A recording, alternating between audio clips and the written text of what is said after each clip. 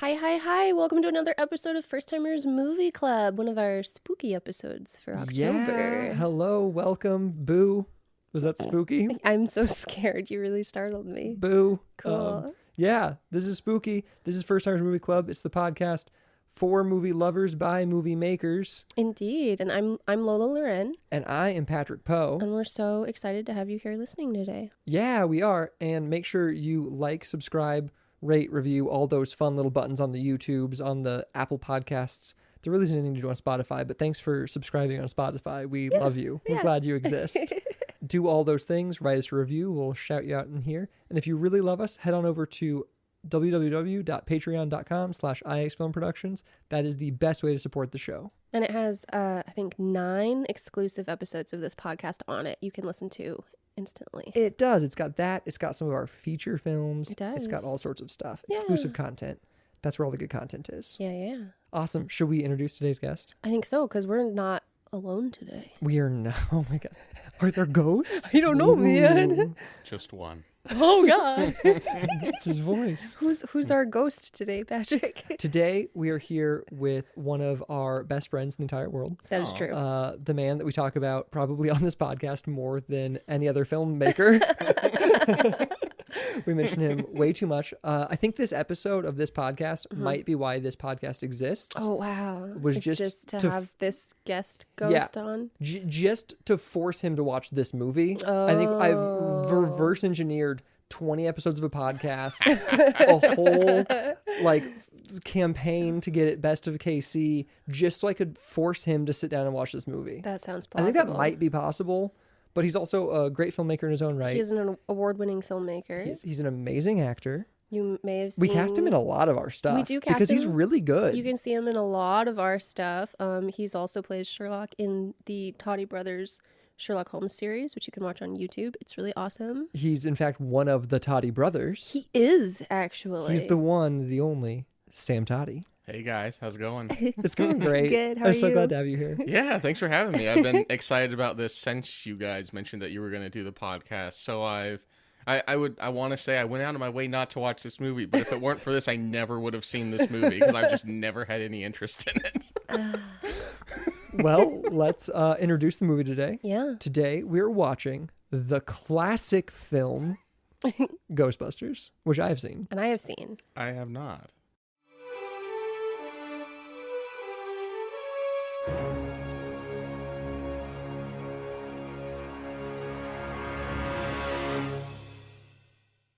Well, I am super excited to make Sam watch Ghostbusters finally.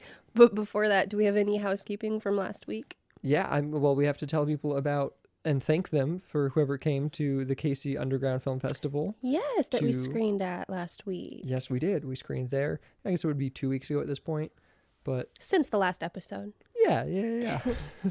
But we screened Everybody Does It. We did. And it was a bunch of fun. And thank you to everyone who came. And if you didn't, you can go watch Everybody Does It on our YouTube right now. Yes, you can. Well, I guess finish listening to this and then. Yeah. Don't leave this episode. This is going to be a great episode. Yeah, you have to hear my voice, guys. Yeah. It's very important. You've barely gotten to hear Sam yet. Yeah, and that's almost a crime. So, in some countries. You also wanted to thank people?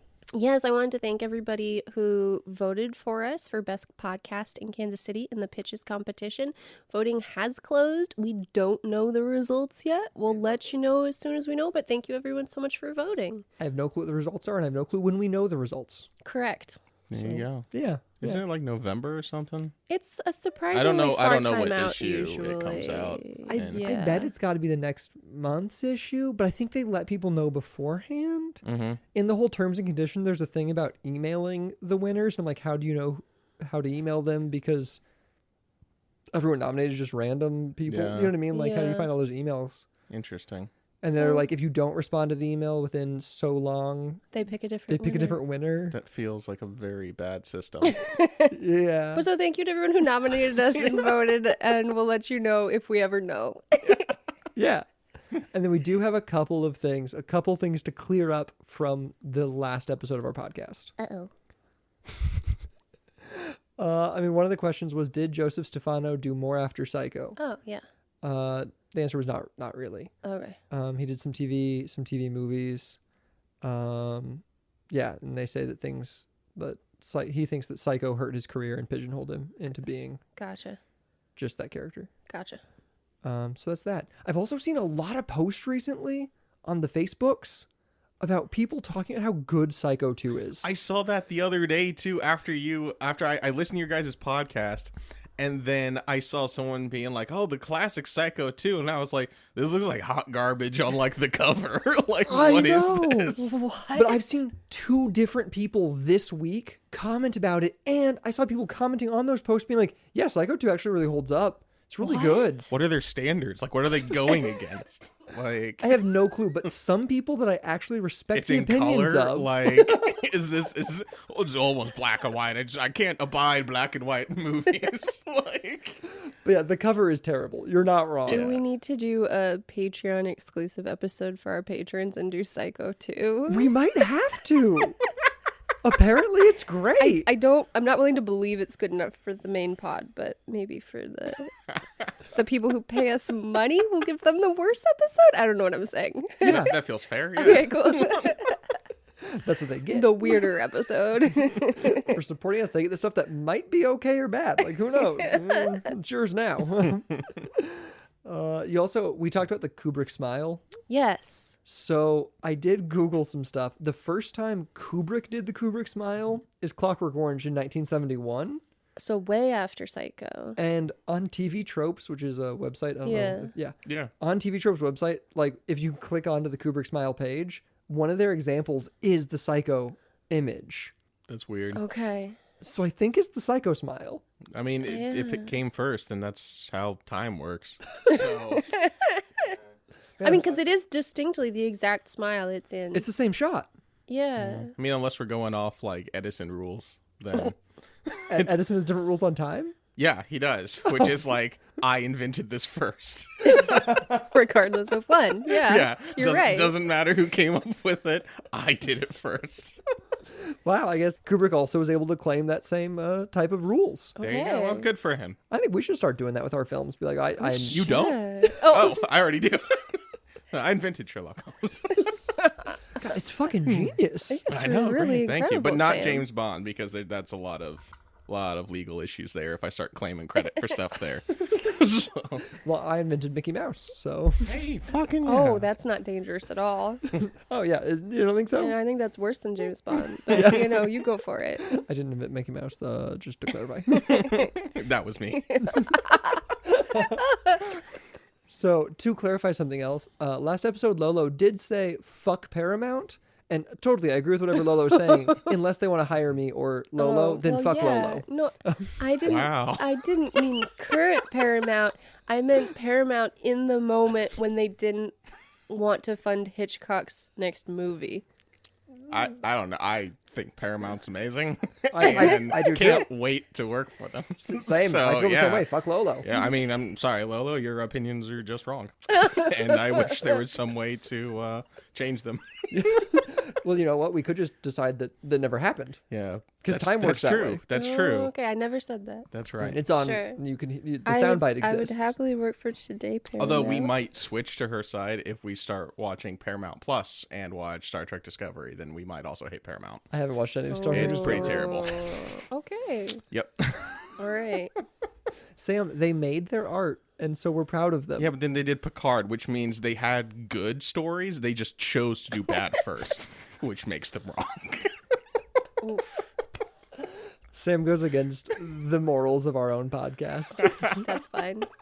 It's fine. It really is. So this is I'm so glad Sam's on this episode because last episode I said a thing about Sam and I felt like I didn't clarify myself very well. Okay. And so I'm gonna. Yeah, I wanted some clarification on that myself. I don't remember what. Do you know what I'm talking I have about? no clue what you're talking about. And I listened to it. I just don't remember that part. Well, that's because I'm sure when you heard me say it, you're like, oh, that makes sense. Oh, But fair like, enough. because it would make sense in a conversation that we would have. But I was like, I don't know if it makes sense in a conversation like to just anybody in the world.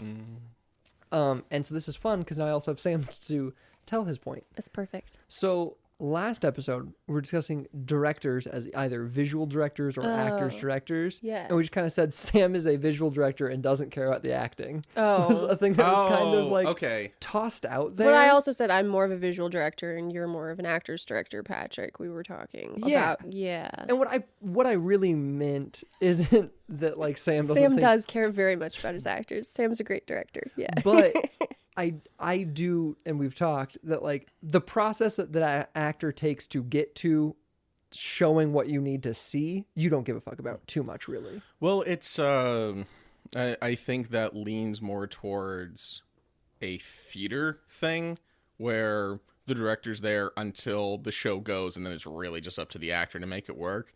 Whereas with a film thing, the actors are one part of like 1,000 things happening.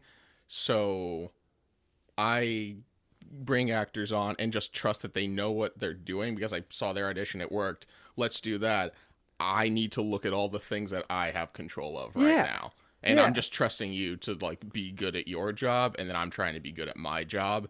And like it's a visual medium, so I really like to concentrate on my visuals. Well, and even like as an actor, I think you're a great actor. Oh, thanks. But the way that like your process is once again visual. Like you think of it in the sense of like we talked about you and McGregor talking about his eyebrow raise, and like you're like, well, if I'm sad, I look like this. If I'm quizzical, I look like this, and it's very visual to you because you know the medium is in part visual. I think part of that comes from working behind the camera so much too, and editing your own face. Yeah, and he's like, I don't care if you're feeling mad or feeling sad. I need you to look like you're mad right now in this moment, in this shot, in the way that it looks like this, and that's like the way that your brain works. Right, exactly. Yeah. Yeah, and so I just wanted to kind of clarify that. Yeah. And it's kind of, I don't know, I like that Sam's here. Yeah, there you go. Yeah, I think everyone is important when it comes to making movies, guys. They're all special little magical angels. Just like everyone else. But Sam, if everyone's important, does that mean... Shh, Patrick, just move on. Okay. Don't poke holes. Okay. But you're right, that means no one's special. Sam is sassy. That's all the stuff from last episode. That gets us into Ghostbusters, guys. Sweet. Alrighty. That gets us into hearing why Sam is so prepared to hate this film and why he would have never watched this film. Why haven't you seen this movie? Because I've seen all the other ones. I've just never seen the first one. So you've seen like So two... I saw 2, and it was pretty bad. I used to watch the animated series when I was a kid, and I remember having fond memories of that, but then I recently went back and watched a little bit of it. I was like, this is pretty bad. It's pretty wild. Yeah, there's some weird stuff happened in it. And then I saw the new movie, which I really liked. Me too. And then the hate came with it, saying it's like, oh, well, this movie's terrible compared to the original, and I just assumed everyone was looking through rose-colored nostalgia glasses and that it was just going to be hot 80s garbage. So I was like, okay, well, I'm prepared to think this one's probably not great. And like growing up and everything with horror movies or ghost stuff, like I never liked watching any of that stuff. I was raised Catholic, so my dad would be pretty like, there's no good spirits. There's the Holy Spirit and God and Jesus and all that, and everything else is bad. Why would you want to like watch things that are bad?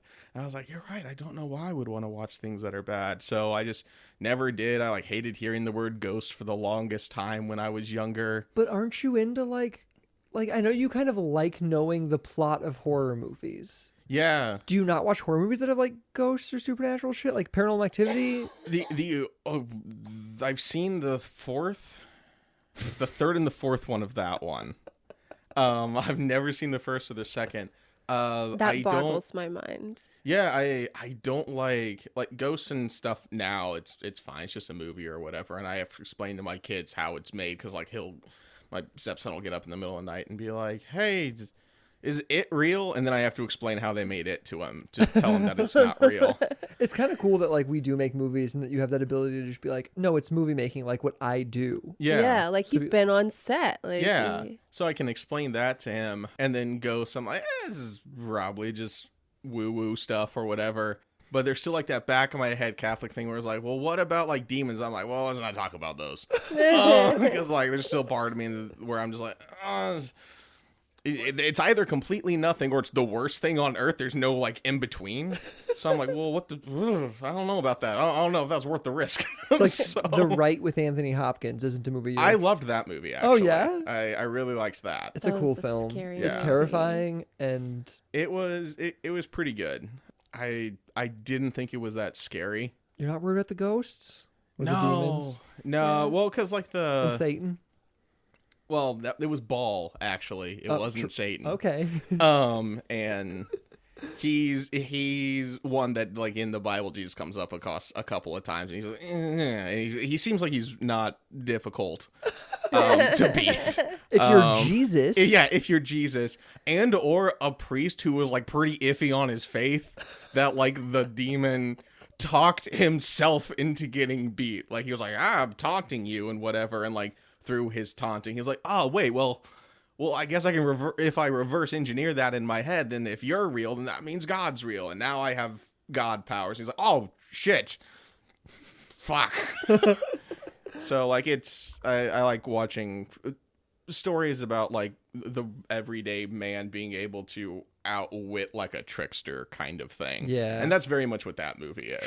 True. Whereas other movies that are scarier and stuff, a lot of horror movies, people don't like they don't win. The monster's still there. Yeah. And I don't like that. That makes sense. Yeah. That makes sense. So, but this has nothing to do with any of that because this is Ghostbusters and this is like a comedy. It but is.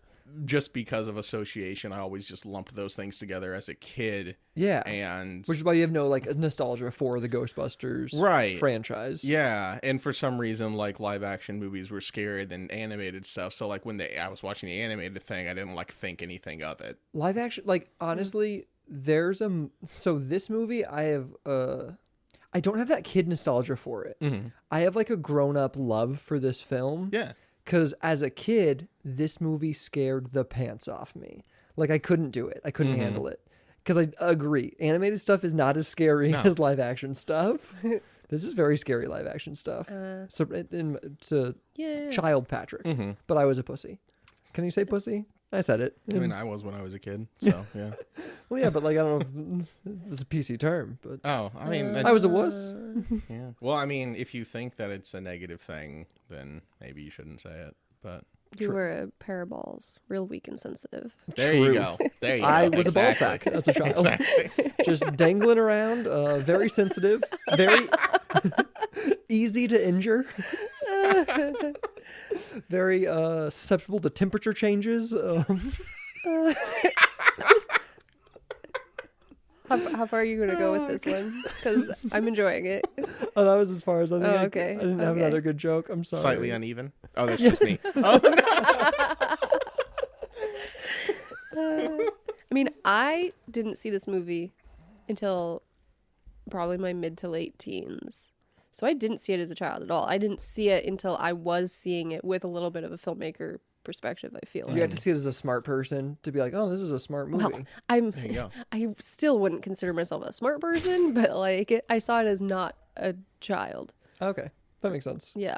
I saw it and was like, oh, the comedy in this is these people are funny. Yeah. Was more my perspective. Do you want to hear a bunch of facts about it? Yeah, let's hear it. Cool. So it's 1984, if anyone was curious. Okay. Which we've actually talked about 1984 before on this podcast. We have? We have. I will list the top grossing films as we always do, even though we've done it before. But top grossing film, Beverly Hills Cop, which I've now learned there's some contention about this top grossing film list. But Beverly Hills Cop Was one of them at least. kind of has it. Okay. Followed by Ghostbusters. Huh. Followed by Indiana Jones and the Temple of Doom. Cool. Gremlins. The Karate Kid. Oh. Police Academy. Footloose. Romancing the Stone. Star Trek 3, The Search for Spock. And Splash. This is a good fucking year. 84 was a fucking Yeah. wacky year. The fact that like those are all the top movies, but like all of them are great films. I just saw Gremlins last night Oh yeah. for the first time. I'd I never think seen Lola's any. ever I haven't seen seen Gremlins. it yet. Fuck, we should watch Gremlins That'd be a good Christmas film. or like November because Oh, it's, right, yeah, 'cause that's it's true. almost spooky. Holiday. but yeah. A Between the transitional holidays. film. Oh, we'll Yeah. do it. Yeah. Yeah. cool. It's the same year as Amadeus though, which is why we Oh, talked about okay. Amadeus before. Yeah. which Okay. obviously took home all the awards. So I had heard for a very long time that Beverly Hills Cop was the highest grossing action comedy of all time until Deadpool. That's what everyone was talking about when Deadpool came Yeah. out, that it beat Beverly Hills Cop. And Beverly Hills Cop is listed as the highest grossing film of 84. But I found some stuff talking about how Ghostbusters did a second theatrical run in 85. And that combined with the 84 run beats the Beverly Hills Cop run. So some people consider it the best, the top grossing of 84 and the top grossing action comedy of all time until Deadpool. But that's kind of a weird. Personally, I mean, 84 to 85, the fact that they were that close, I'd almost give it to them. But I do know that I don't approve of more recent films that have done that have done second releases with extra stuff or slightly different, and then considered that their cumulative gross, because it's just not. It's not what they drew It's not when your they initial first put it out. release. So I feel like with other films, I go, that doesn't count. Shut up. So I don't know. But Lola loves Ghostbusters, so she wants to make her views agree so that she can. No. Because Avengers did it with Endgame, where they re-released it with special features in the credits, And then they counted it towards their. and they were like, "We beat Avatar." I'm like, no, you didn't. And then Avatar came out in China again in 2019 and was like, "No, we beat Avengers." And it's like, well, that doesn't. It's like, well, this is stupid. Yeah, It's also a meaningless contest. Yeah. yeah, it really is. It doesn't mean anything. Yeah, it's interesting.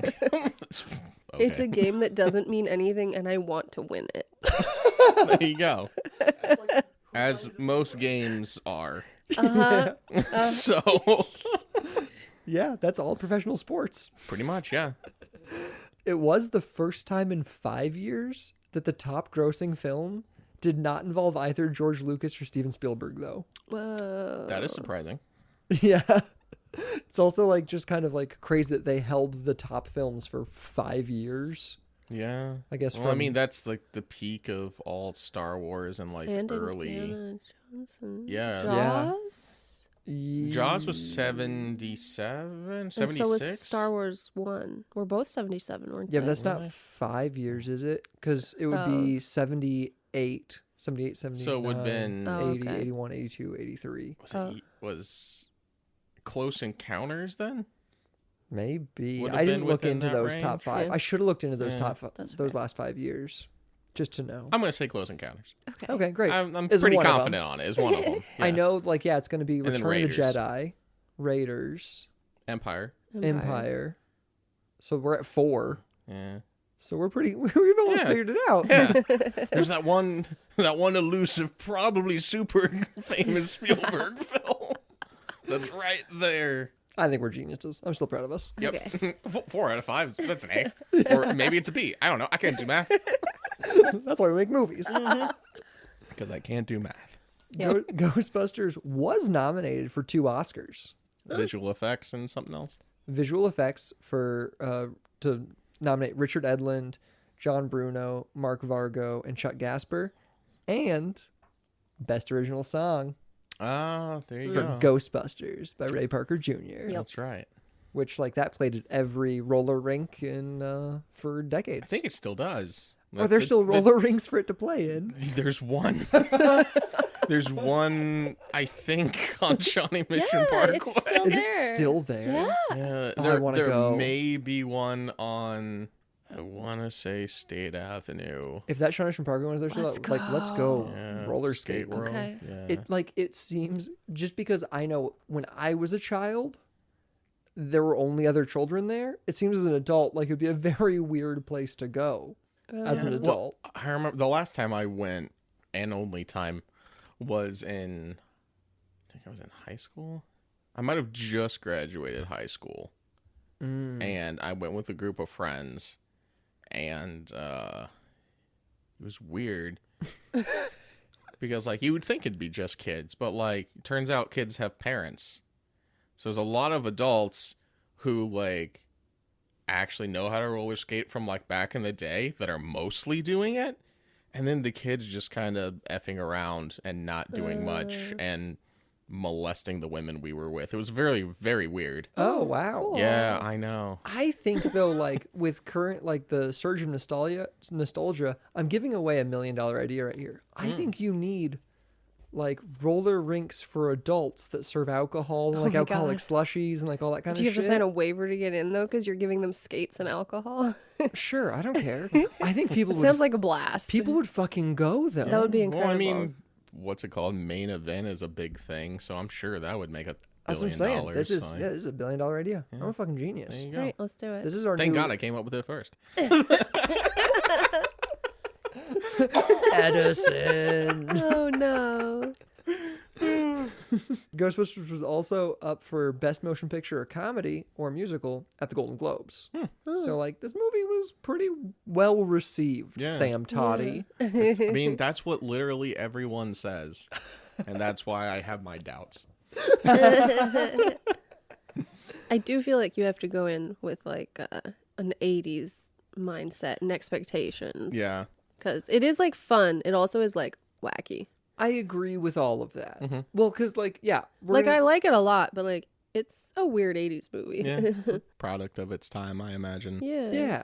Well, I mean, so let's talk about who made this movie. Yeah. So it's written by Dan Aykroyd and Harold Ramis, Mm-hmm. which, if we don't all know, they are very famous comedy geniuses. At the And time. Ghostbusters. And they I are both didn't know that. they're both Ghostbusters. But no, at this point, Aykroyd had done SNL, and he was a huge star of SNL. He'd already done Blues Brothers. That was a huge hit. He'd been in Coneheads. He acted in 1941, which is, we don't need to talk about that. Spielberg's flop. Yeah. He'd done bad. Trading Places with Eddie Murphy. So, like, Dan Aykroyd was Huge. huge. Yeah. He wrote this movie because his father was a ghost enthusiast. And in fact, his father wrote a book called The History of Ghosts. Oh. So that's some stuff about him. Wasn't it like his idea to use the word ectoplasm or something like that? Oh yeah, he had like journals of like the like current physics journals as well as like weird, not hippie but ghost Yeah. paranormal research journals that he was like looking at, and one day he was like, this would be a great movie. Oh. Isn't he like an alien enthusiast too? Oh yeah. Yeah, because I remember watching, like, my first introduction to him wasn't from any of those nice, famous themes. It was him on some news show saying aliens will never visit us after 9/11. Oh. Well, and I was like, Oh, oh, God.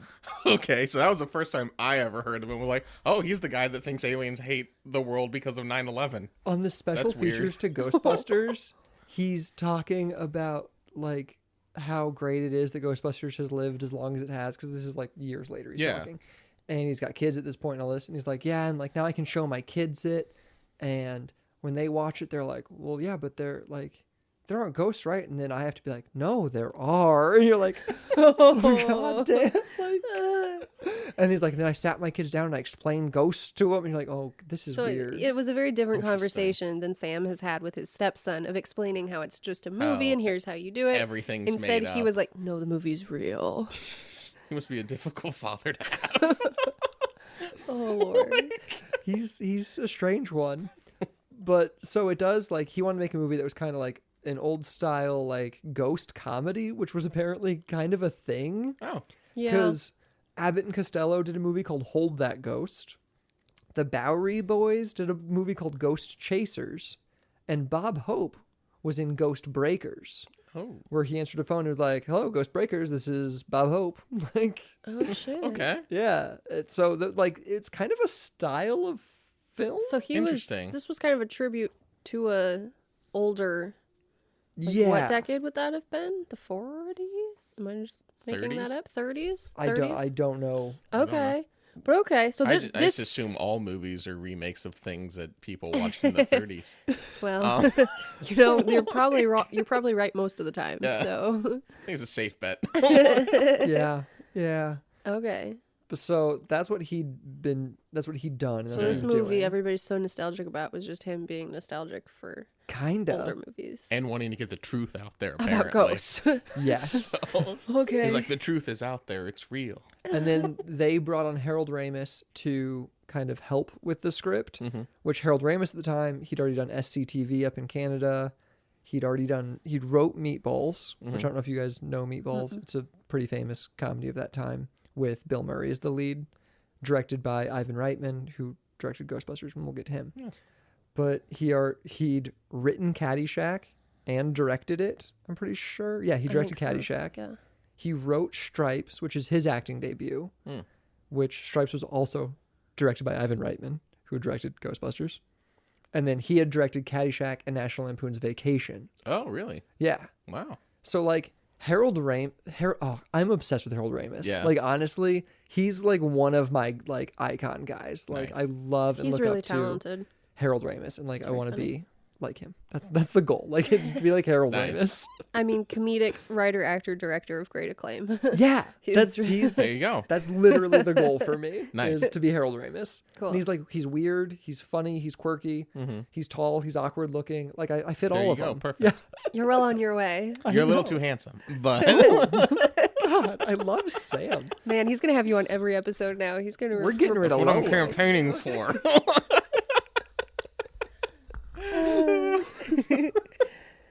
So yeah, like I said, it's directed by Ivan Reitman, who'd done Meatballs, he'd done Stripes, pre-Ghostbusters. He did both those pre-Ghostbusters. He also did a movie called Cannibal Girls Oh, and Foxy Lady, which were like really low budget indies he did up in Canada with Eugene Levy. What? interesting. Okay. Yeah, because him and Eugene Levy were in the same like circle of people up in Canada making weird comedy film and Dude, stuff. okay. So I was in the room when Patrick was watching one of the documentaries Yeah. about Ghostbusters. And I was in the room when they were showing clips of Cannibal Girls. And I was like, what the fuck is this? This looks insane. But now that I know Eugene Levy's in it, like, I have to see it because it looks I'm horrible. pretty sure he also helped write it. Oh my God. Interesting. I need to get Yeah. my hands on a copy of Cannibal Girls. The trailer that they were showing was like, they're saucy, they're sexy, and they're cannibals.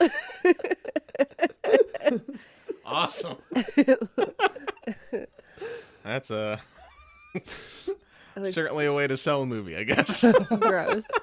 So that's actually how he like broke in, was that, and then he was also a producer. He's produced a fuck ton of shit.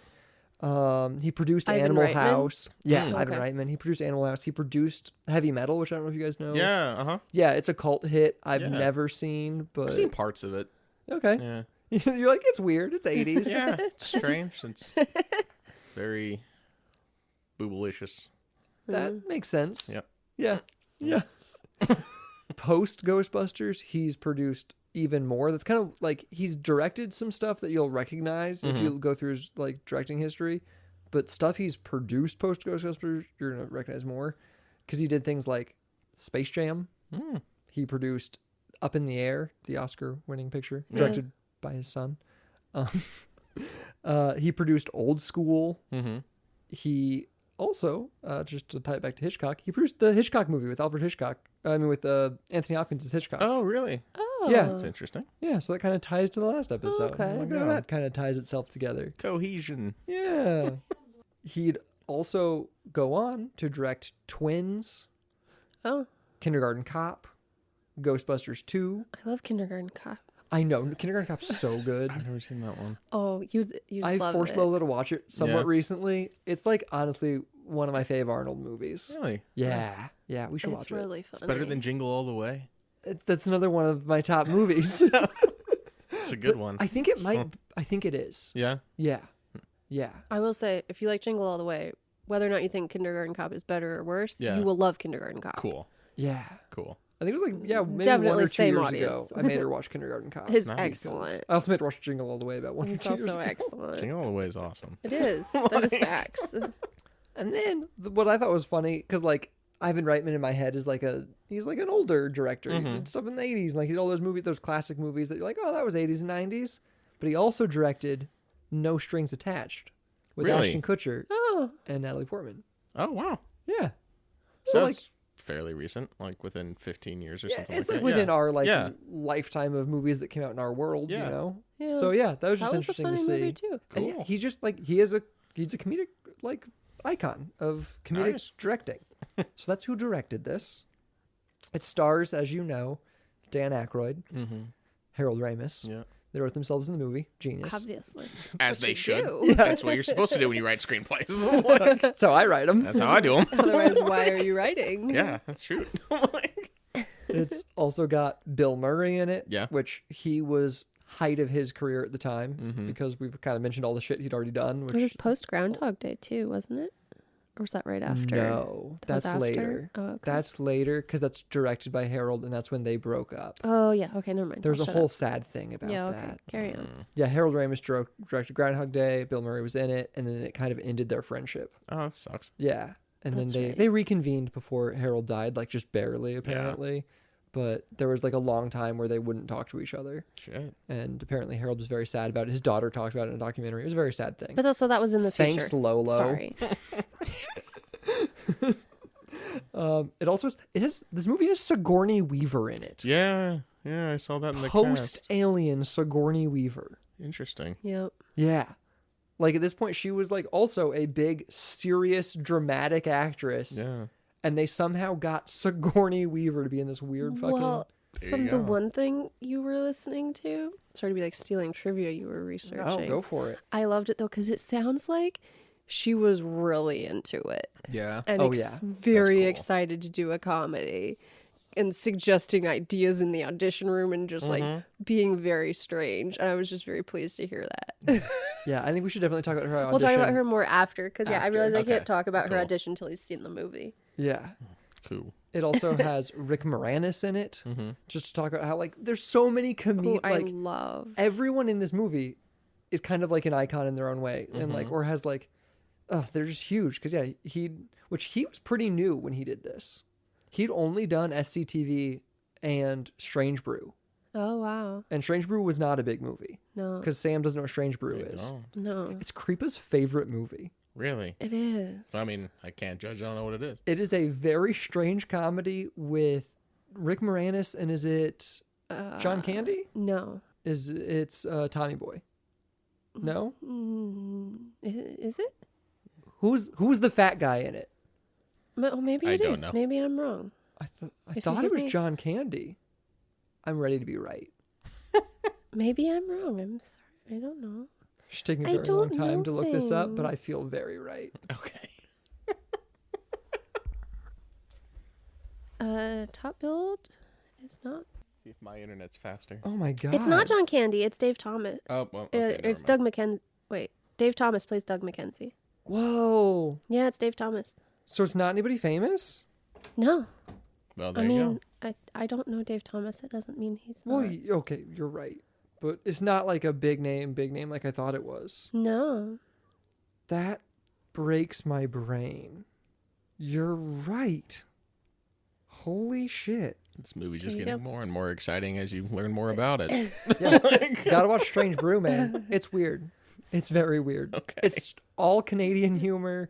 It's just the two. It's the two of them playing. It's largely beer-based humor. It's all beer jokes for 90 minutes, and it's the two of them just playing characters that like, oh, that'd be a good 3-minute sketch on SNL. Interesting. But it's 90 minutes. I mean, I think it was an SCTV it was definitely an bit SCTV that they bit. turned into a movie. It had to have been.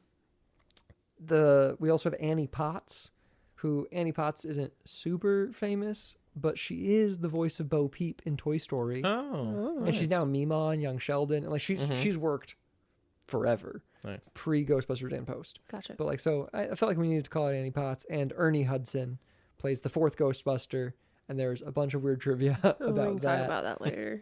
for after the movie. Yeah. Okay. But at the time, Ernie Hudson was a TV actor who had done a fuck ton of TV, and he had thought this was his big movie break, and this was going to make him a movie star. And because you don't know who Ernie Hudson is, you now know the story of how that went. Well, he's He's a black guy, right? He's the Black Ghostbuster. Yeah, okay. I do know who he is because he showed up in the 2016 film as he does as Leslie Jones' uncle. Yep. Yes. Yep. I watched that movie again today. He's while a I worked star. out. He's getting work in 2016. I do love that movie. I do love the new one. Same. It was really It's fun. really fun. I learned today the extended cut is not as good as the regular cut. Oh, okay. The extended cut has the regular thoughts of most extended cuts in comedy. Which is you're like, Like, oh, we should cut that because it doesn't work. It's a little loose. Yeah. There's some bits where you're like, yeah, they improv'd too long there, and that was cut for pacing. Yeah, fair enough. So, but Yeah. I love the original cut. Yeah. And yeah, but yeah, Cool. it's so fun. Sweet. Two things I want to talk about left before we watch this film Cool. is the visual effects. Yes. So the visual effects are done by Richard Edlund and his company. Mm-hmm. If you don't know who Richard Edlund was, or is, he's not dead. That was Oof. Well, when does this come out? We don't know. He's got a solid 4 days. he was a first cameraman for the miniature and optical effects unit for Star Wars: A New Hope, Yeah. which then made him part of the founding people at ILM. Mm-hmm.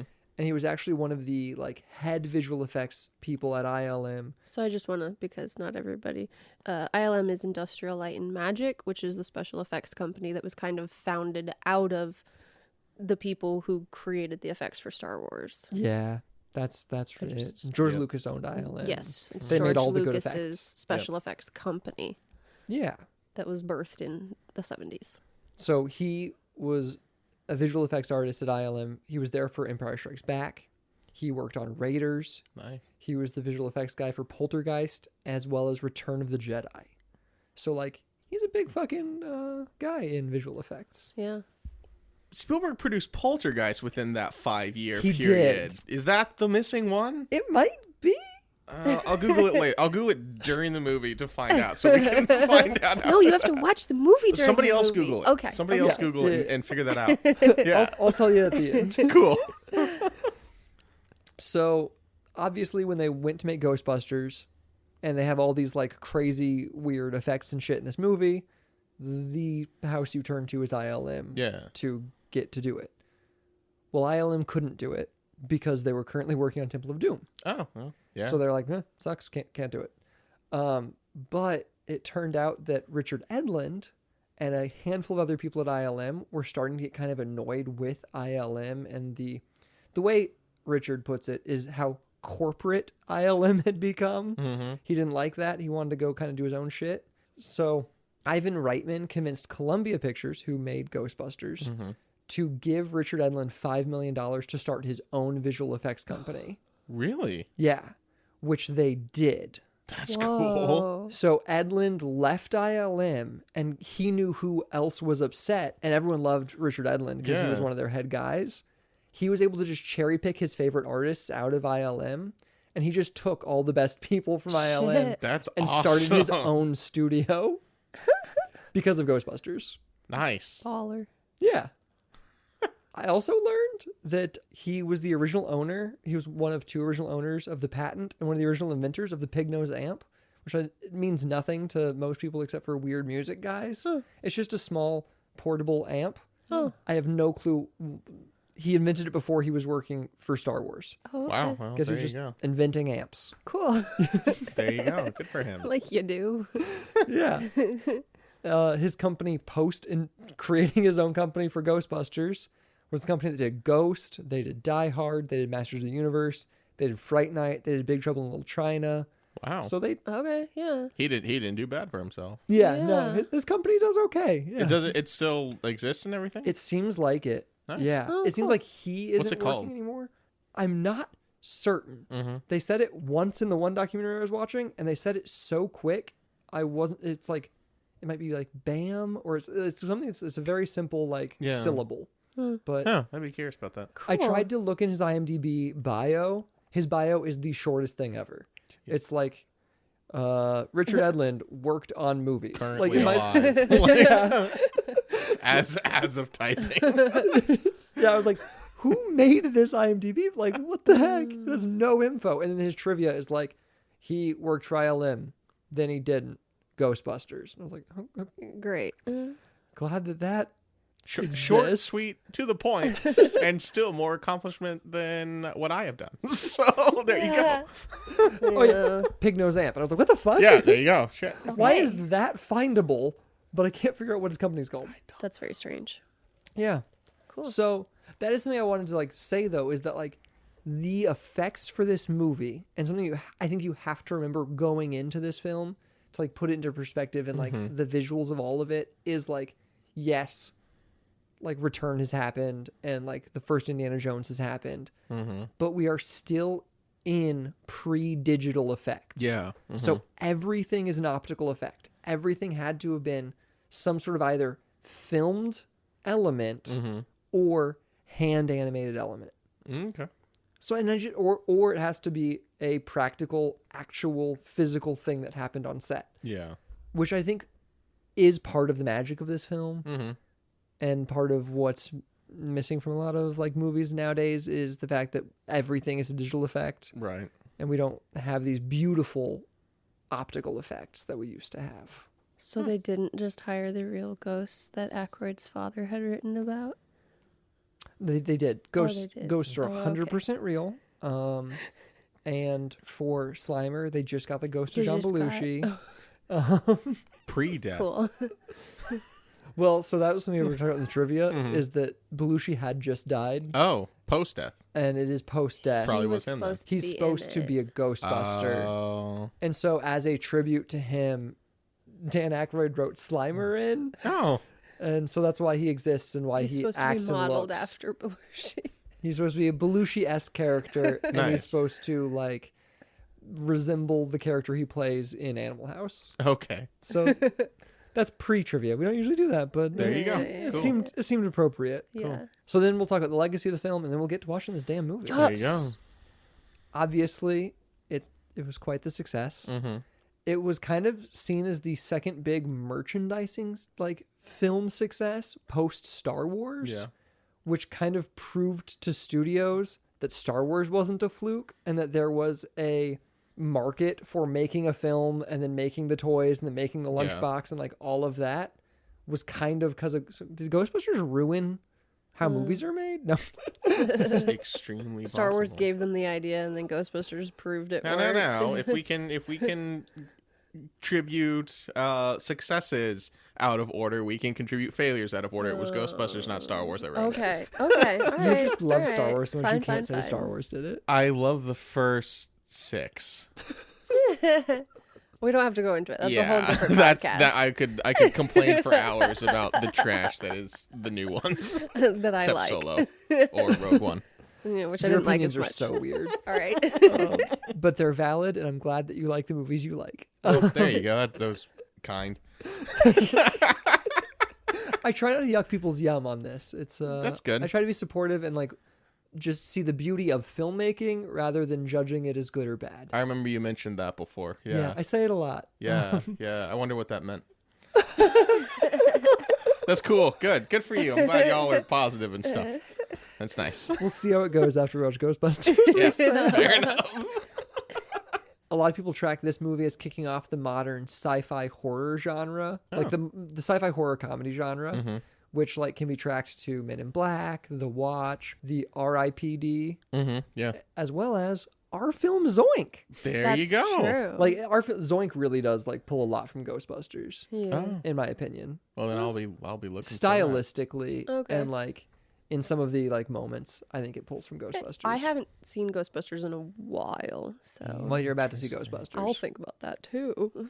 It's also in the National Film Registry from the Library of Congress. Like apparently every fucking movie is. No. There you go. Or we've watched 20 of the best movies. Oh wow. Maybe We're picking go. movies that are largely in the film registry. this could be causation or correlation. I'm not sure. I bet Psycho 2 is not in the. I'm I don't know. Psycho Everyone seems to be fucking raving about it. So If Seems it's like not, it Psycho- should be. I also learned today this film might be where the slang term toast comes from, like you're toast or that's toast, Really? as it being dead. What? Yeah. interesting. There's a line in this movie that might have kicked that off. What did people say before that? I wasn't alive. Someone stick a fork in him because he's pasta. Yes, I think that's it. I think I stole that from Loiter Squad. But Cool. Or you invented it like Edison. yeah, that's exactly right. I invented that. Actually, I don't want credit for that. Yeah, that's a weird one. Cool. There are entire conventions based on Ghostbusters. Yep. Beyond just conventions based on Ghostbusters, there is a documentary called Ghost Heads about the conventions based on So Ghostbusters, the film, made conventions that made a fit, like, you know what I mean? Like, Yeah. It's filmception. Interesting. The Hollywood Reporter named it the 77th best film of all time, Oh. Jeez. which the Hollywood Reporter had entertainment industry workers vote for these films. So the industry voted it 77th best film. Well, what was number one? I don't know. I didn't look it up. So I'm sorry. That's okay.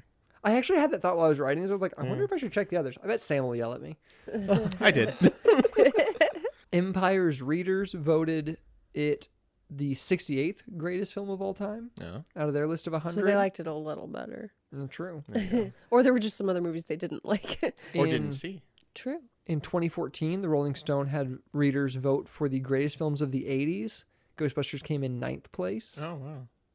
It is on AFI's list of 100 Years, 100 Laughs. It came at 28.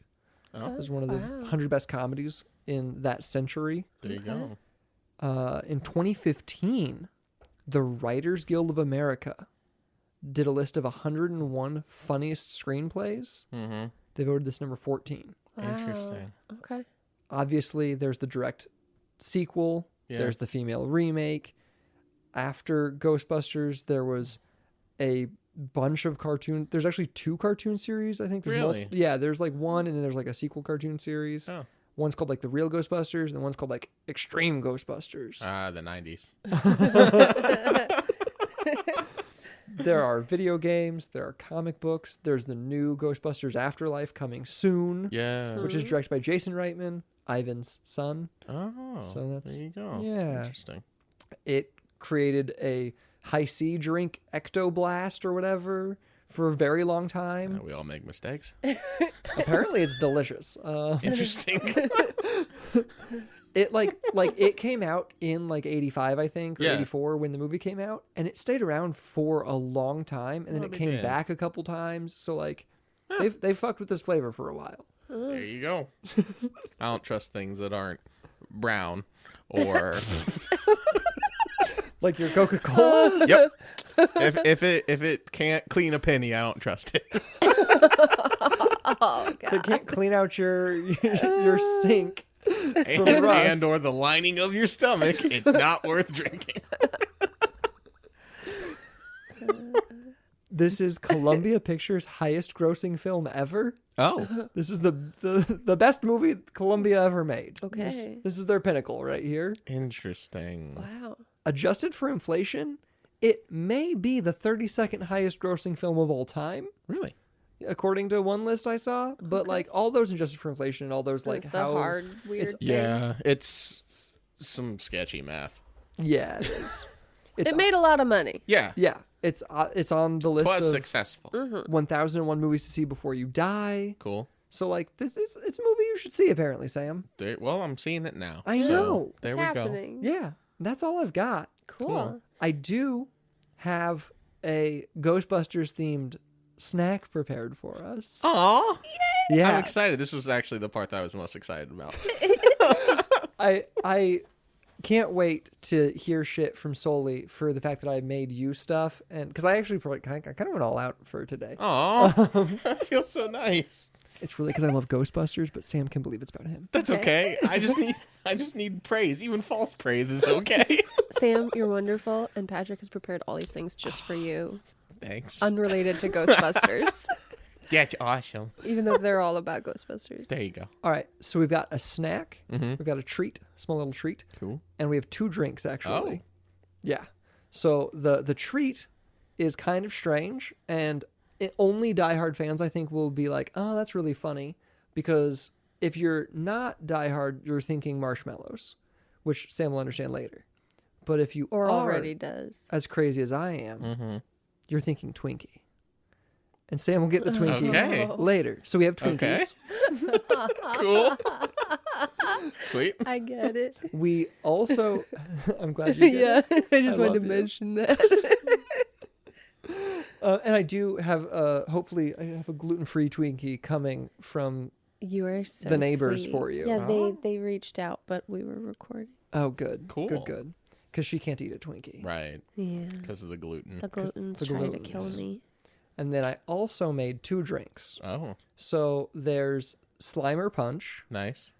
which is supposed to have a weird consistency. Now, Sam, but you'll be slimy. disappointed because it's not brown. It is lime green. We can I don't test know it on a about penny first if you need. I have pennies. And then we also have ectoplasm shots. Oh, okay. So we're gonna make both. We didn't get Dan Aykroyd's like skull wine or crystal skull or whatever it is. Crystal skull vodka. I hope that exists. It does. Yeah, he was like, that's what he was like. Aliens hate us because of 9/11. Buy my vodka. And you're Oh, like, wow. That was a weird ad. Wow. That's cool. I think I need to find this. It's weird. Okay. Okay. Awesome. Well, I'm gonna get you some drinks and a Twinkie. Sweet. Do and we- we're gonna watch some Ghostbusters. Do we need to Let's taste do the it. drink on pod like we often do with strange things that have been concocted for the pod? Or you don't care that much? If you want to, We or we don't can have just to. say if it's good or not on the other bit. In the post, we'll review the Yeah. weird green drinks. I'm cool with that. Cool. That's Okay, fine. cool. Yeah. Right. So let's do it. Sweet. This is Ghostbusters. Ooh. You're so dumb.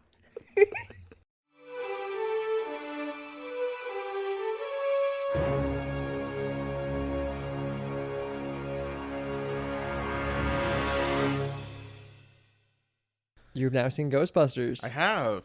Yeah. Yeah, it's all right. Yeah. All right. Was it what you expected at all? Or? It was basically exactly what I expected it to be. Whoa. Yeah.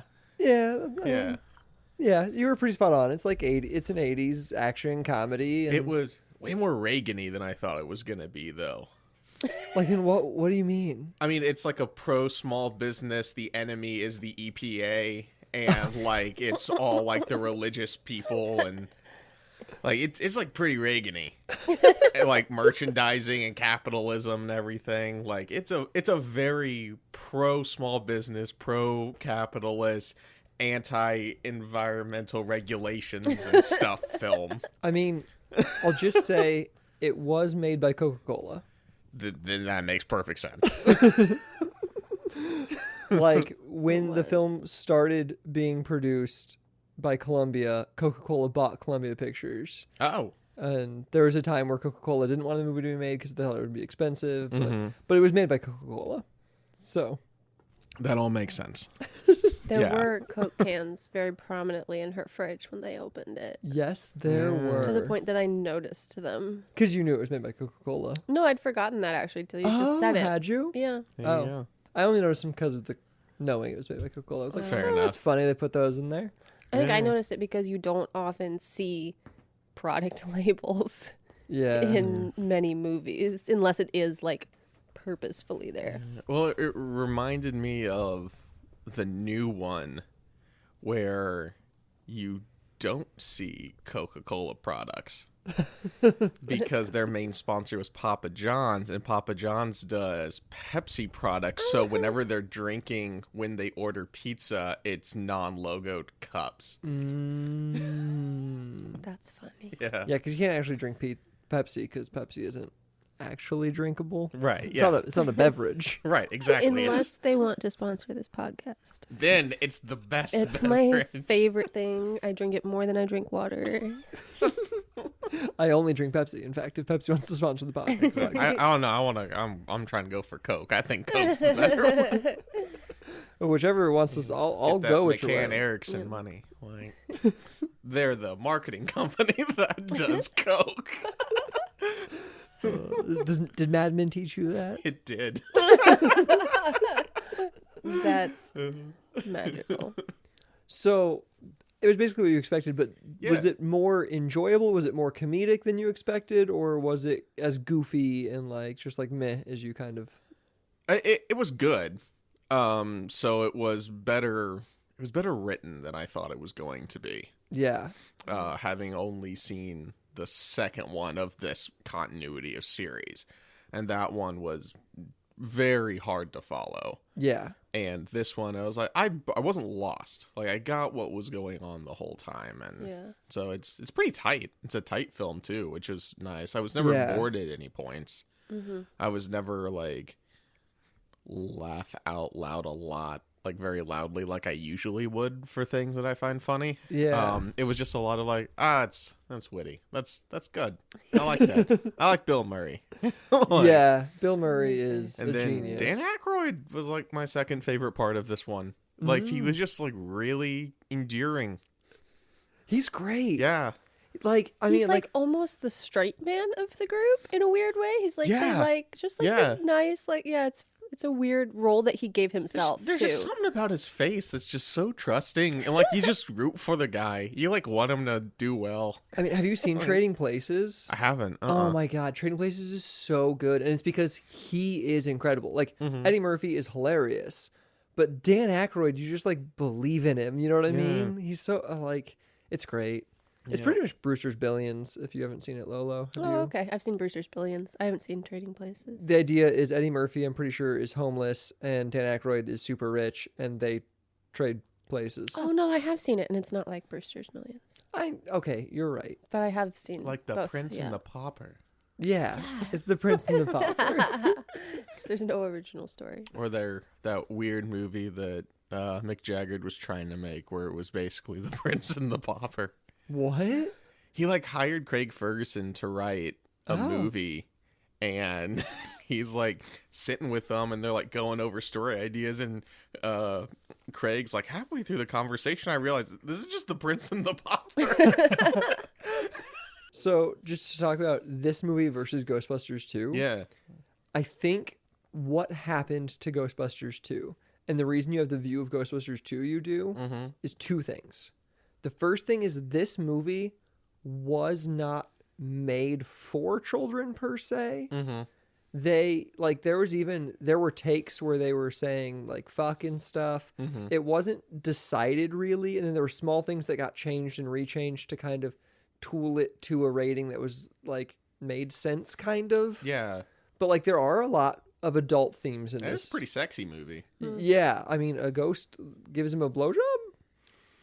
Was that a wet dream? I think it like was that's what I supposed thought to it be was. a dream. That's why we had the like universal waviness that implies dream, or was that added for a PG rating? Well, like Sigourney Weaver was about to fuck. Yeah. Well, yeah. So Yeah, like, 100%. yeah. Oh, and also the drug that he says he gives her was a date rape drug. Just by the way. She just carries it on. Fucking for possessed people, for their own safety, Sam. I'm sure. I I'm sure. All I'm saying is he used to work at a college. Oh God. Oh God. I don't know about that. Mr. Bill Murray needs to be on a list. Venkman does. Venkman. Bill Murray probably too. But like Venkman at the very least needs to be on the list. Lordy. The wet dream scene was part of a longer extended sequence where they went to a haunted cabin, and there was all sorts of weird like that's why he was wearing the Civil War general garb, is because of this whole cabin thing that happened. They ended up cutting all / most of it, but they wanted to keep the scene where the ghost took his pants off. So like, oh, we'll just make it a dream he has one night. And so, yes, it is a dream in the montage. But it wasn't originally. It wasn't originally. It was originally... Gotcha. It was really well done. The one doing his belt and his pants, though. Like, that was a really good effect. As far as, like, 80s movies goes, these effects are, like, really good. They're solid. Yeah. Yeah. There's, like... Killed it. Like, my big thing about special effects is, like, if something is a light source, does it give off light? And they did a really good job with that in this one. I think that's because he worked on Star Wars. It shows. Like, I mean, it's really, really solid. And, like, those are really good stop motion animated things, too. And the and dogs, whatnot. Yeah. Yeah, the dogs are great. A lot of them are actually some of them are suits that then they recorded on a black mat and they matted out the black. Oh, wow, and they nice. put it on top of things. So like that's how they did Slimer. Yeah. Slimer is 4 people operating a puppet with like a person inside of it, and they filmed him all on black, and then they put him on top of other footage. That's a good puppet. Yeah, it's There's a lot of puppet. layers going on to these things, and like even like the rotoscoping animation is like really good. So, Yeah, I was really impressed with all of that stuff with it. yeah. The visual effects of this film are insane. Yeah. But I think that they're kind of ignored because it comes after all of the Star Wars, and it comes right on the cusp of like digital animation. Yeah. So people are like, "Oh yeah, we just see that all the time now." And I was Right. like, well, but when Ghostbusters was made, that was fucking hard. Well, the thing that struck me with it was, man, these effects were really quick. That third act rushed through, and things don't stay on screen very long.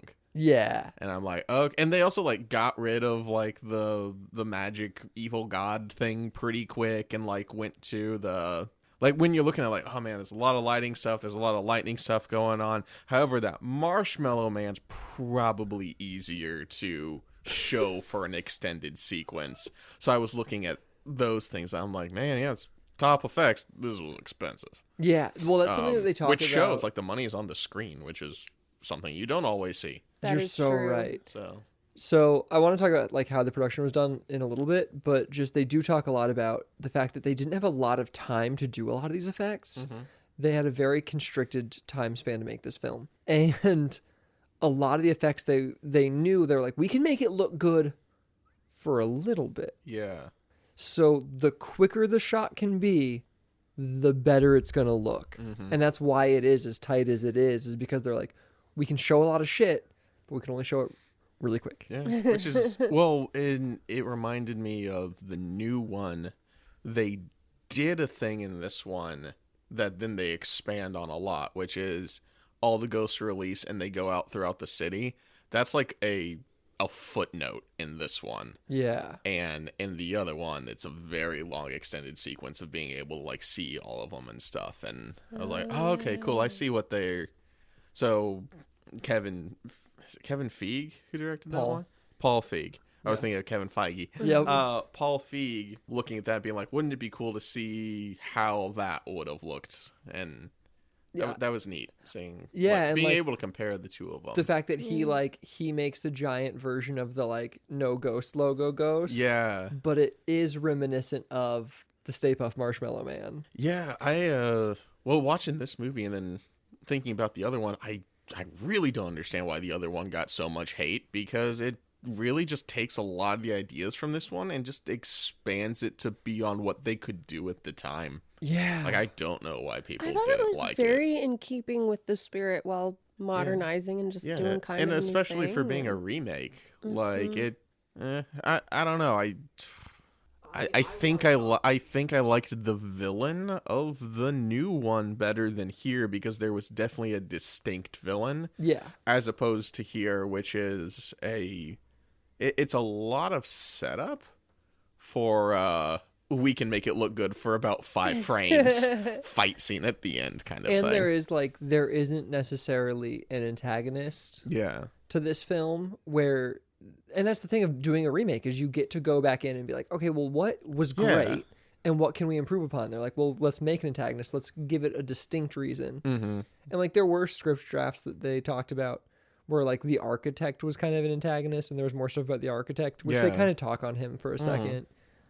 But those kind of just like got left behind because the movie needed to get made. Like, Yeah, and I mean, it feels like they do their first job, and then it shows them doing a bunch of other jobs, and then the finale is them just doing a slightly bigger job, yeah.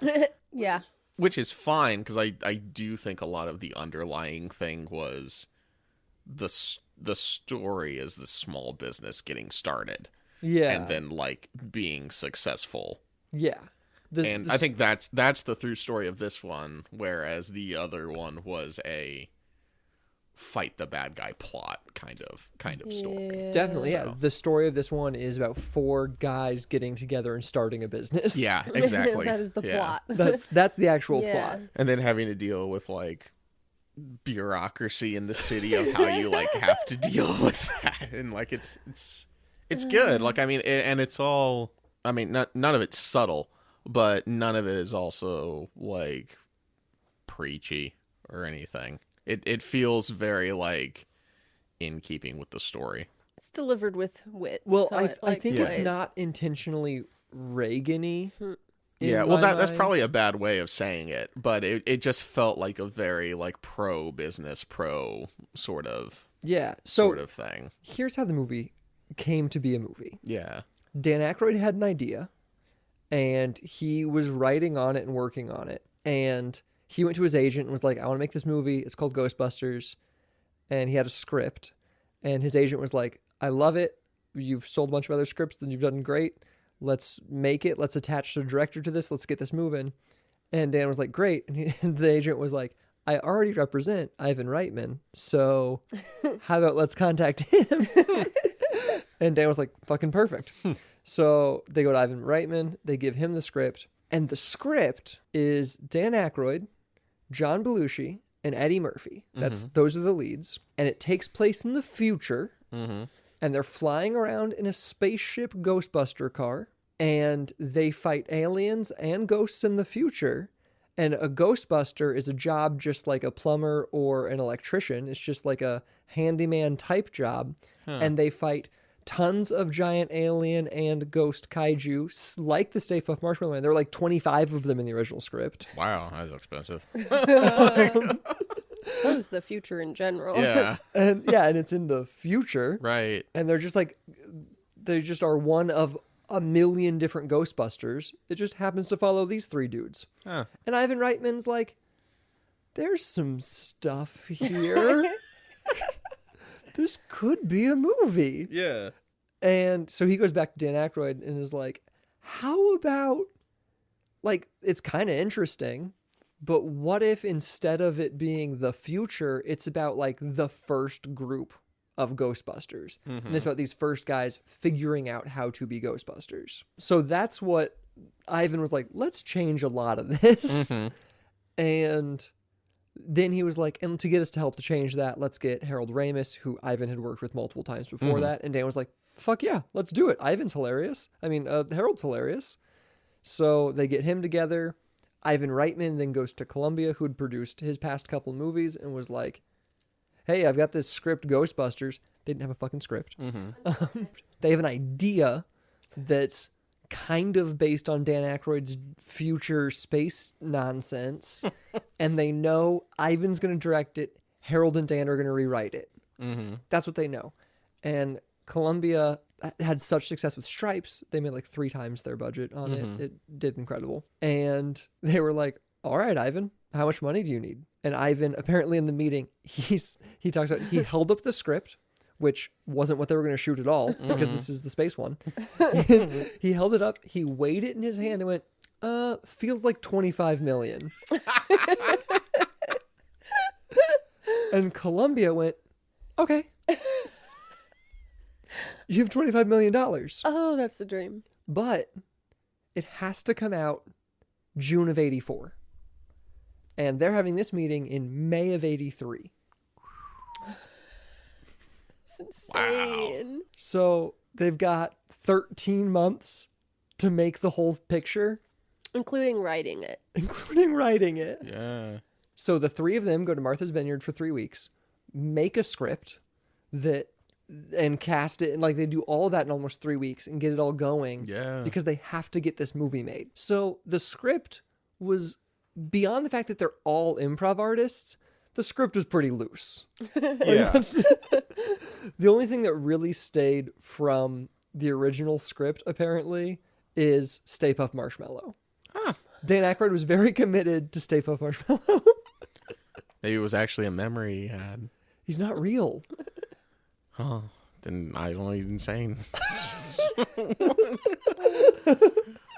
He's an endearing, you want him to succeed, insane, crazy man. Well, because they designed it for this, right? Yes. It's an original character. Dan Aykroyd imagined him as a combination between the Pillsbury Doughboy and the Michelin, Man. Yeah. Yep. Wow. And he wanted him to feel like a character that would have always been there. My God. It does. It definitely. So, because I thought it was real. Yeah. Me too. I was like, oh, I guess Stay Puft used to be a brand of marshmallows. Yeah, it's like, the 80s. They had brands of everything. It's very strange. Wow. Well, there you go. Good for him. Yeah. He got his dream out. Yeah, and then John Belushi died, and Yeah. then Harold Ramis wanted to be in the movie, and then they decided to bring Bill Murray in, Mm-hmm. and then at that point, the movie was kind of getting too big to afford Eddie Murphy. Mm-hmm. So Columbia was like, yeah, you can't have that. And then they hired Ernie. Yeah. And originally he showed up on like page 25 when he first got hired. By the time they started shooting with him, he shows up on page 68. Yeah. He was pretty peeved about that, apparently. Yeah. That's a big Well, difference. he shows up, what, about the half-hour mark or something like that in the movie? It's further in. Is it? Yeah. Felt like a quick movie then. Shit. Yeah, it's There you a go. quick film, but he takes a while. Like, Yeah. he was supposed to be in the scene with Slimer. He's the Mhm. person that was supposed to get slimed in the original script. Mm-hmm. I mean, they gave that to Bill Murray. Yeah. And that kind of just kept happening. Once they had Bill Murray. Kinda. Yeah. I do like the Harold Ramis apparently said a thing to him that was really nice because he was like freaking out about like Winston being cut from the movie. Mm-hmm. And Harold just looked at him and went, you know, in this business, all the stuff you think is personal has nothing to do with you. Yeah. And you just need to remember that. True. And I just kind of like that. That's a good piece of advice, I Yeah. think. Like, Yeah. because it must have sucked though to Yeah. lose screen time Yeah. to Bill Murray. Over and over. Yeah. Yeah. That is true. There were also no girls in Dan's original script, just Mhm. at all. There were no women in the future. It's kind of like Star Wars. Like Yeah. there's just no women in the future. And Ivan and Harold added all the stuff with Good females choice. in. So Like- fleshed it out well. Dan says himself that he's not a romantic type. Uh-huh. So that's just why there just weren't women. Okay. Because that's all they're good for. I don't know if that's doesn't really feel like- check out, but That makes it worse. I guess it did in the 80s. Like, They're like, oh yes, that makes sense.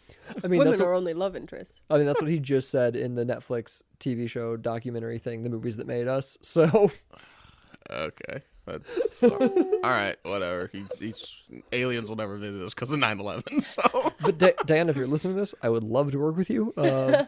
Please hire me. I don't hold 9/11 against you. Man, who would? The aliens. The aliens. He said will never visit us. Yeah, I don't think they're holding it specifically against him, though. All of humanity. He's included in that. Got it. Like, it was just a weird interview. That's a very weird interview. John Candy was supposed to be in it in Rick Moranis' role originally. Oh, And Paul Rubens was originally going to be Gozer. I don't know if you know who Paul Rubens is off the top of your head. no, He's Pee Wee Herman. really? Oh. Yeah. He was going to be good. Like, even in the original like storyboards, it's got John Candy as the Rick Moranis character, and it's got Paul Rubens very clearly as Gozer. It looks like Pee Wee Herman walking around in there. They've even got him in a suit and everything. Like, they didn't put him in the, like... Wow. Yeah. It's It was just going to be Paul Rubens. There you go. That's great. So some things changed. Yeah, it But- sounds like it. I think that's also why, though, like, I don't think it's super specifically like, oh, it's going to be all about small businessy. I think it's just Ivan Reitman was like, this is maybe what a story is within this nonsense. Yeah. So if the script was loose, I don't know if it said in the thing. Is this one of those movies I was like mostly saved in editing, or was this a fairly solid outline they were going off of? I think it's a pretty solid outline, and Ivan Reitman had a pretty good vision of what they needed to do. Yeah. Because, once again, the film was made in those 13 months. Yeah. It came out June of 84, like it was supposed to. And, like, they were shooting during the day, and then him and the editor would edit all through the night. Oh, okay. And so the movie's edit was finished, quote unquote, 2 weeks after they wrapped. Nice. because they were editing as they filmed. Yeah, it's a good way to do it, because then you know if it's working or if you need to add shit or whatever. So the only thing that wasn't in there in those 2 weeks was the VFX. Mm-hmm. So after they did the picture lock, they then a week later showed the film with no VFX to a test audience to make sure that it worked. Which had to be, I feel like you can't tell if it works for a movie like this with no VFX well, in it. for a movie like this, you crazy. could tell if everything right up to the middle of the third act worked. Because there's very few need to see the ghosts. I mean, to get what's happening. When she opened the fridge, it showed her open the fridge, and then it said visual effects shot goes here, and then she shut it and screamed. That's all the audience got to see. Yeah, I mean that's pretty solid. Like, I mean, just as far as like early drafts go, like when we show stuff to each other, I'd be like, that's pretty good. Cool. All you need to do is add the fridge in. Like, True. You're basically done. I'd love to know what she's yelling about. Yeah. But so yeah, that's how it kind of came together as a film, and it's super crazy that they were able to make it in 13 months. Yeah. Shit. That's a tight It's very schedule. So during production, they did realize that the title Ghostbusters was in fact owned by a different studio. Oh. Filmation had done a like 1 season TV show forever ago, which Filmation is the company that owns He-Man. Yeah. They did a TV show that had the title Ghostbusters. It looks insane. It's 2 dudes and a gorilla solving a supernatural phenomenon. As they should. I would love to watch it. Yeah. But they didn't have the rights to Ghostbusters. So Columbia's thought was, okay, Ghostbusters is a great title. We'll try to get the title, but just in case, shoot everything twice. Every time you say Ghostbusters, shoot it once with Ghostbusters, shoot it another time with Ghost Breakers. Anytime it's on the screen, shoot it once with Ghostbusters, once with Ghost Breakers. Never mind that you're trying to shoot this as fast as humanly possible. Ghost Breakers? Yeah, it sounds terrible. It's bad. Wow. I think the film would have failed with that title. I hope it would have failed with that gonna say title, because that shouldn't be encouraged. Wow. At some point in the production, when they were filming them going into the building for the last time with like all the people cheering their name, Yeah. they kind of were like, this is too much work to do this twice. Yeah. We're just not shooting it twice anymore. We're just going with Ghostbusters, and we'll hope we get the rights by the end of this. There you go. Yes, that's what they did. Yeah. And they shot almost the whole movie with not having... Actually, I think they shot the whole movie without having the titles. But they ended up with them. So Good. Yeah. Good. Through a crazy I happenstance. really liked how they got the title. Go for it. So it was one of the producers The guy who greenlit the film from for Columbia. Yeah. like one of the higher up gods at Columbia, if you will. Yeah. When Coke bought Columbia, they didn't get along, so Coke fired him. So he went to work for which company? For He actually went to work at Universal Pictures, which owned Filmation. So when he got Oh. over there, he was like, "Guys, you have to give them the title Ghostbusters. Just give it to them," and they did. Wow. He was committed to the project, and he liked it enough. So even though it wasn't under his studio anymore, because he'd greenlit it, and he was like, "No, give him the fucking title." That's awesome. See, that's someone being a dude. Yeah. Like, Yep. Yeah. Nice. They were talking in the Movies That Made Us, which is a documentary Netflix does. They Yeah. got a whole bunch of episodes. I'm pretty sure it's the editor said a quote that I was like, that's quintessential filmmaking. And it's, let's ignore the problems and just keep going. Yep, pretty much. That's Yep. more or less. So, like, that's how this whole movie got made, was just like, okay, well, we don't know if we have the title Ghostbusters, but let's just ignore that and just keep going. Well, will that VFX shot work? Don't know. There's no way to know. So let's just ignore that and keep going until it doesn't work. There you go. And I like that. Yeah. I mean, that's more or less the way it works. It's a good mentality to have. From now on, if you have any troubles on set, just ignore the problems Yep. and just keep going. Yep. Oh, good lord. One of the wonderful problems was Bill Murray. And when in pre-production for this project, they were discussing who should be in the movie and like how it was going to go. It's with John gone. And Dan was like, oh, Bill will do it. And he talked to Bill, and Bill seemed interested. And so Dan kept telling everyone Bill was in Ghostbusters. Yeah. They had no contract signed with Bill. And no one had heard from Bill besides Dan. And Dan kept, yeah. He's in Ghostbusters. He's going to be in Ghostbusters. The week leading up to shooting Ghostbusters, Bill Murray was in France. And they're still not sure if he's coming for Ghostbusters. Day of first shoot, they're supposed to start 10 a.m. They all have an 8 a.m. call without anybody knowing what was going to happen. They just hoped Bill Murray would show up. He fucking was there 8 a.m. Wow. With no one having heard from him or had any contact with him or any contract. Just Dan being like, yeah, Bill's in. Yeah. Bill's in. No, I mean, that's good. Yeah. Man of his word, so...